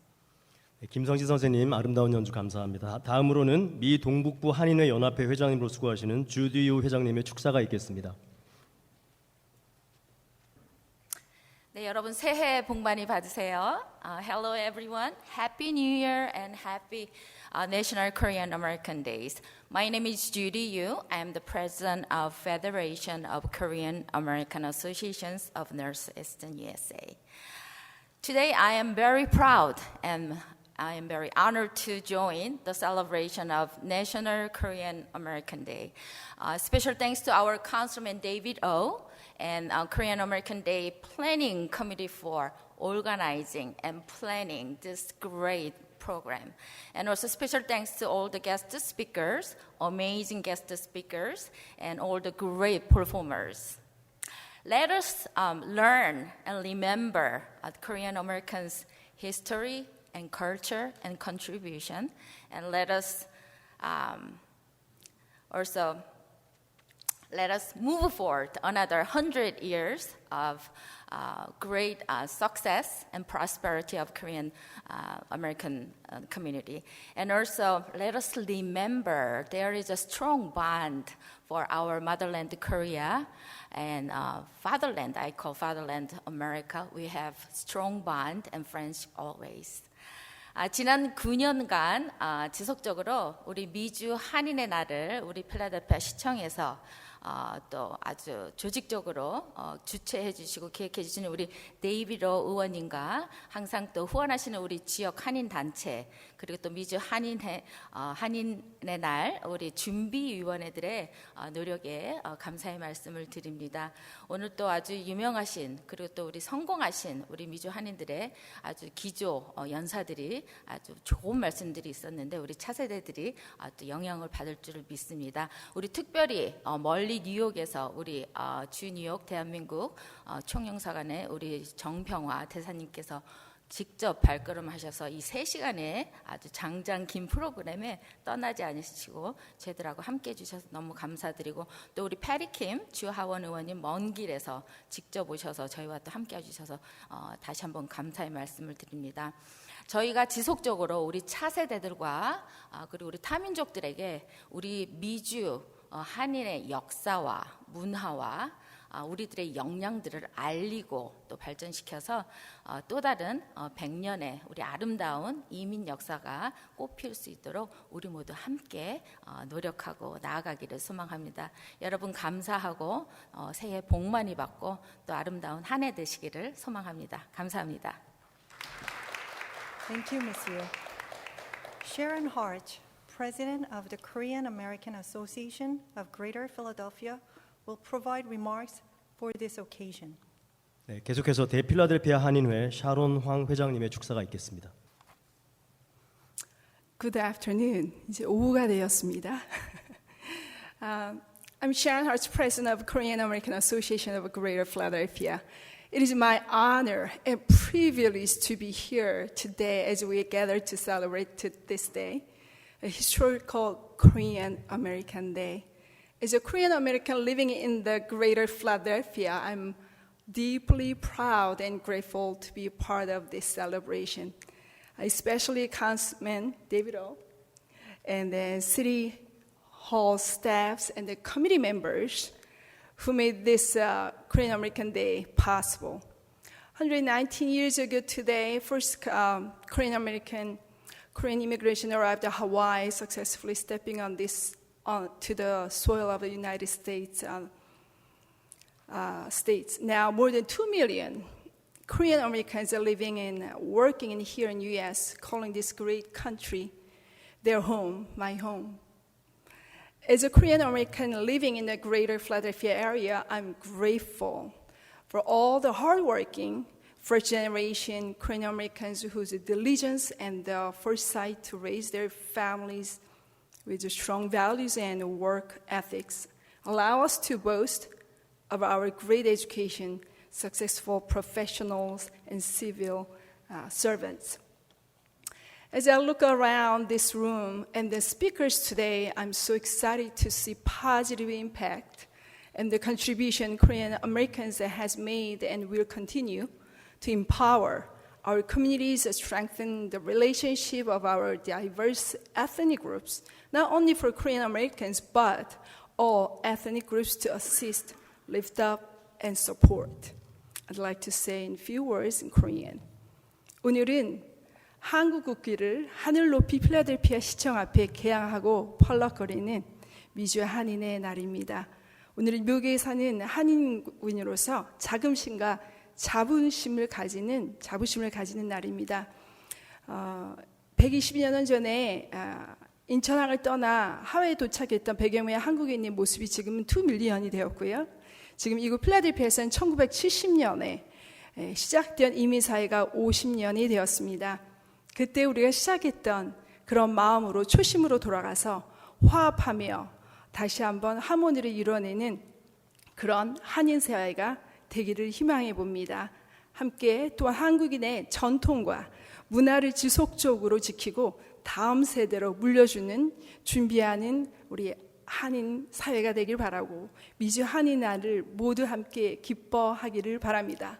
Let's celebrate this Korean American Day, keeping our heritage and tradition to generations to come. Thank you.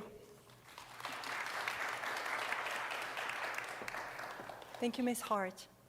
Tina Sung, President of the Peaceful Reunification Advisory Council, Philadelphia chapter, will deliver remarks. 네, 다음은 미주 평화통일자문회의 필라델피아 협의회의 티나성 회장님의 축사가 있겠습니다. Hello, everyone. My name is Tina Sung, the president of the Peaceful Unification Advisory Council of Philadelphia chapter. It is an honor for me to be here to celebrate the 9th Korean American Day, hosted by David O., City Councilman of Philadelphia. And I also like to thank all the leaders who attended this meeting. Today, we celebrate the 119th anniversary since the arrival of 102 of the first Korean immigrants. Now, our community have grown incredibly, numbering over 2.5 million. Since then, we have strengthened our value of our culture in many different ways, from businesses to politics, the communications to education, and art to popular culture like K-pop, K-drama, and K-food. Even though we're a small country, we became one of the finest innovators in the whole world. As you heard from keynote speakers today, Don Liu, Nydia Han, and Patty Kim, I hope their aspirations and ideals inspire you to follow in their footsteps. I'm so proud to be Korean American. I thank our first pioneers for giving us this opportunity in this country. They've opened the door for us to take a chance and pursue our dreams. I wish all of you guys healthy year throughout the year and hope to celebrate many more years. Happy New Year's and stay safe. 안녕하십니까. 오늘 참석하신 여러분들과 함께 미주 한인 이민 119년 주년을 기념하게 되어 매우 뜻깊고 감사하게 생각합니다. 119년 전 102명의 한국인들이 태평양을 건너 미국 도착해서 한인사회는 많은 도전과 시련들을 극복하였기에 현재 우리가 여기 있는 것 같습니다. 지금은 아무도 무시 못하는 대한민국이 되어 다양한 분야에 많은 차세대들이 기업가, 정치 또는 통신, 교육 그리고 대중문화 쪽에서 성공하고 음식, 드라마, 음악 어디에서 빼놓을 수 없게 되었습니다. 존경하는 동포 여러분, 저는 한국인인 게 매우 자랑스럽습니다. 오늘 이 자리를 마련해 주신 우리 데이비도 시의원님께 다시 한번 감사드립니다. 감사드립니다. Thank you, Ms. Sung. We'll invite soprano Sung Ji-kim once again for our final performance. 네, 오늘 마지막 축하 연주로 김성지 소프라노를 다시 한번 모시도록 하겠습니다. 큰 박수로 모시도록 하겠습니다.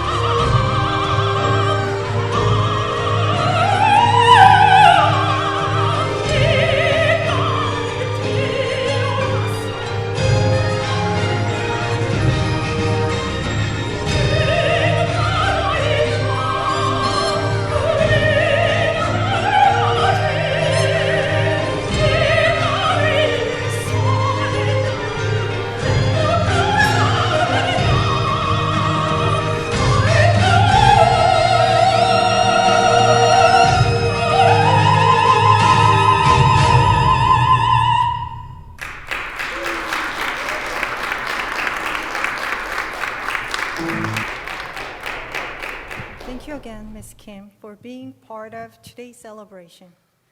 Councilman David O is the first Asian American elected official in Philadelphia, and is serving his third term on Philadelphia City Council. He has been hosting the annual celebration of Korean American heritage and contributions in Philadelphia City Hall since 2014. This effort has grown every year, and in 2019, he formed the first Korean American Day Planning Committee. He will provide his remarks to close our program.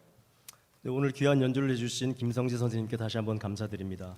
데이비드 오 시의원은 필라델피아에서 선출된 최초의 아시아계 미국인 선출직 공무원이며 필라델피아 시의회에서 세 번째 임기를 수행하고 있습니다. 2014년부터 필라델피아의 시청에서 매년 미주 한인의 날 행사를 주최하고 있으며 이러한 노력은 매년 확산이 되어서 2019년에 미주 한인의 날 준비위원회를 구성하게 되었습니다. 이제 데이비드 오 시의원님 나오셔서 행사를 마무리하는 말씀을 해주시겠습니다.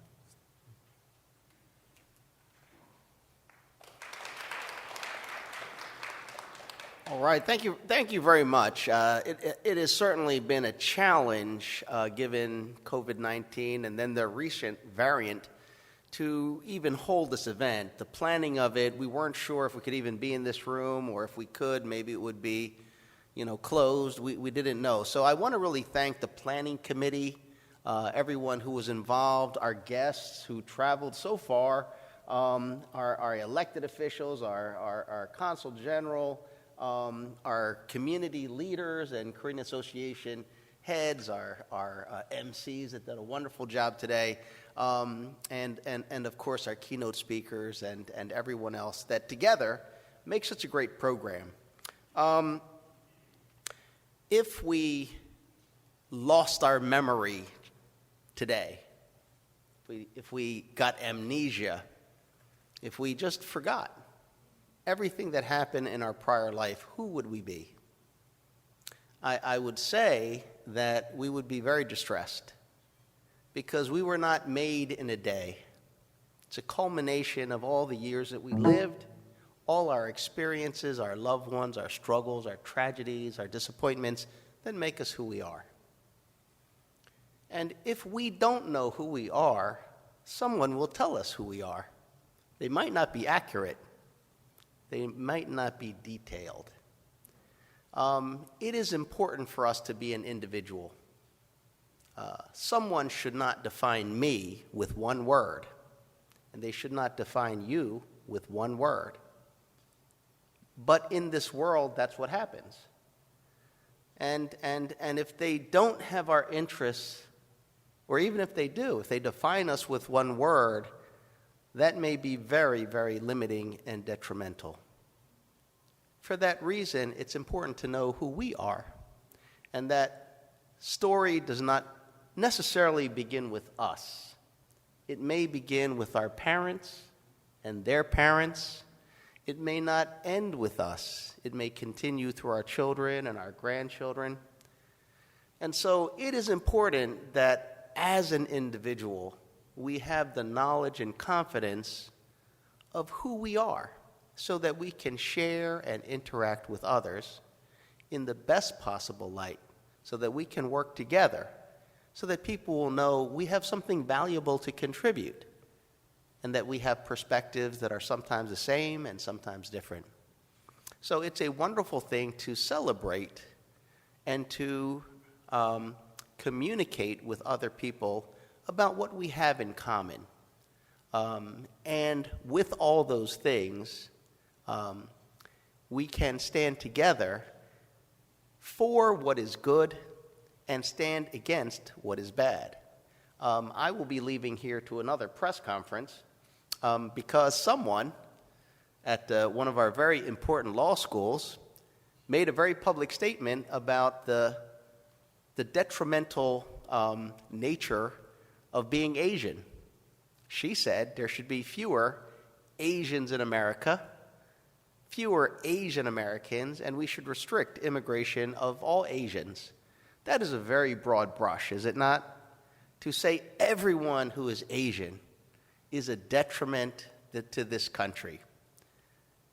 How can she define individuals, unique individuals, with one word, Asian, and make that word derogatory?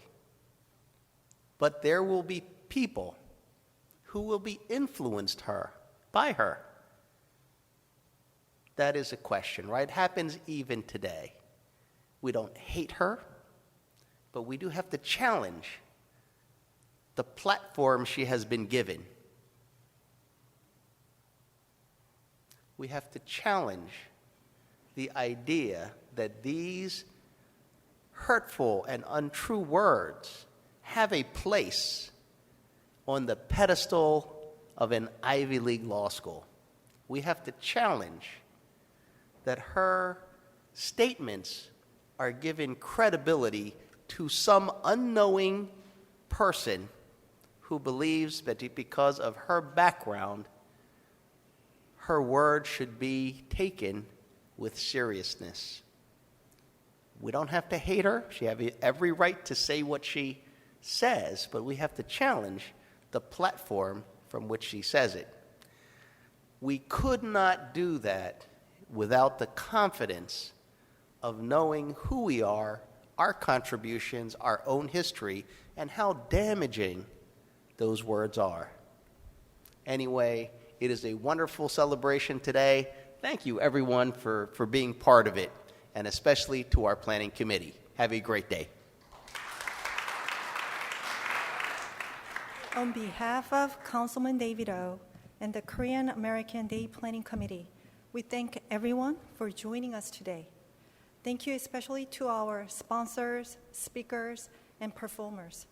We wish you all the best in the new year. 네, 데이비드 시의원과 미주 한인의 날 준비위원회를 대신하여 오늘 함께해 주신 모든 분들께 진심으로 감사드립니다. 특히 후원자, 연사, 그리고 공연해 주신 분들에게 감사드립니다. 새해 복 많이 받으시고 올 한 해 동안 여러분 모두에게 좋은 일만 가득하시길 바랍니다. 감사합니다.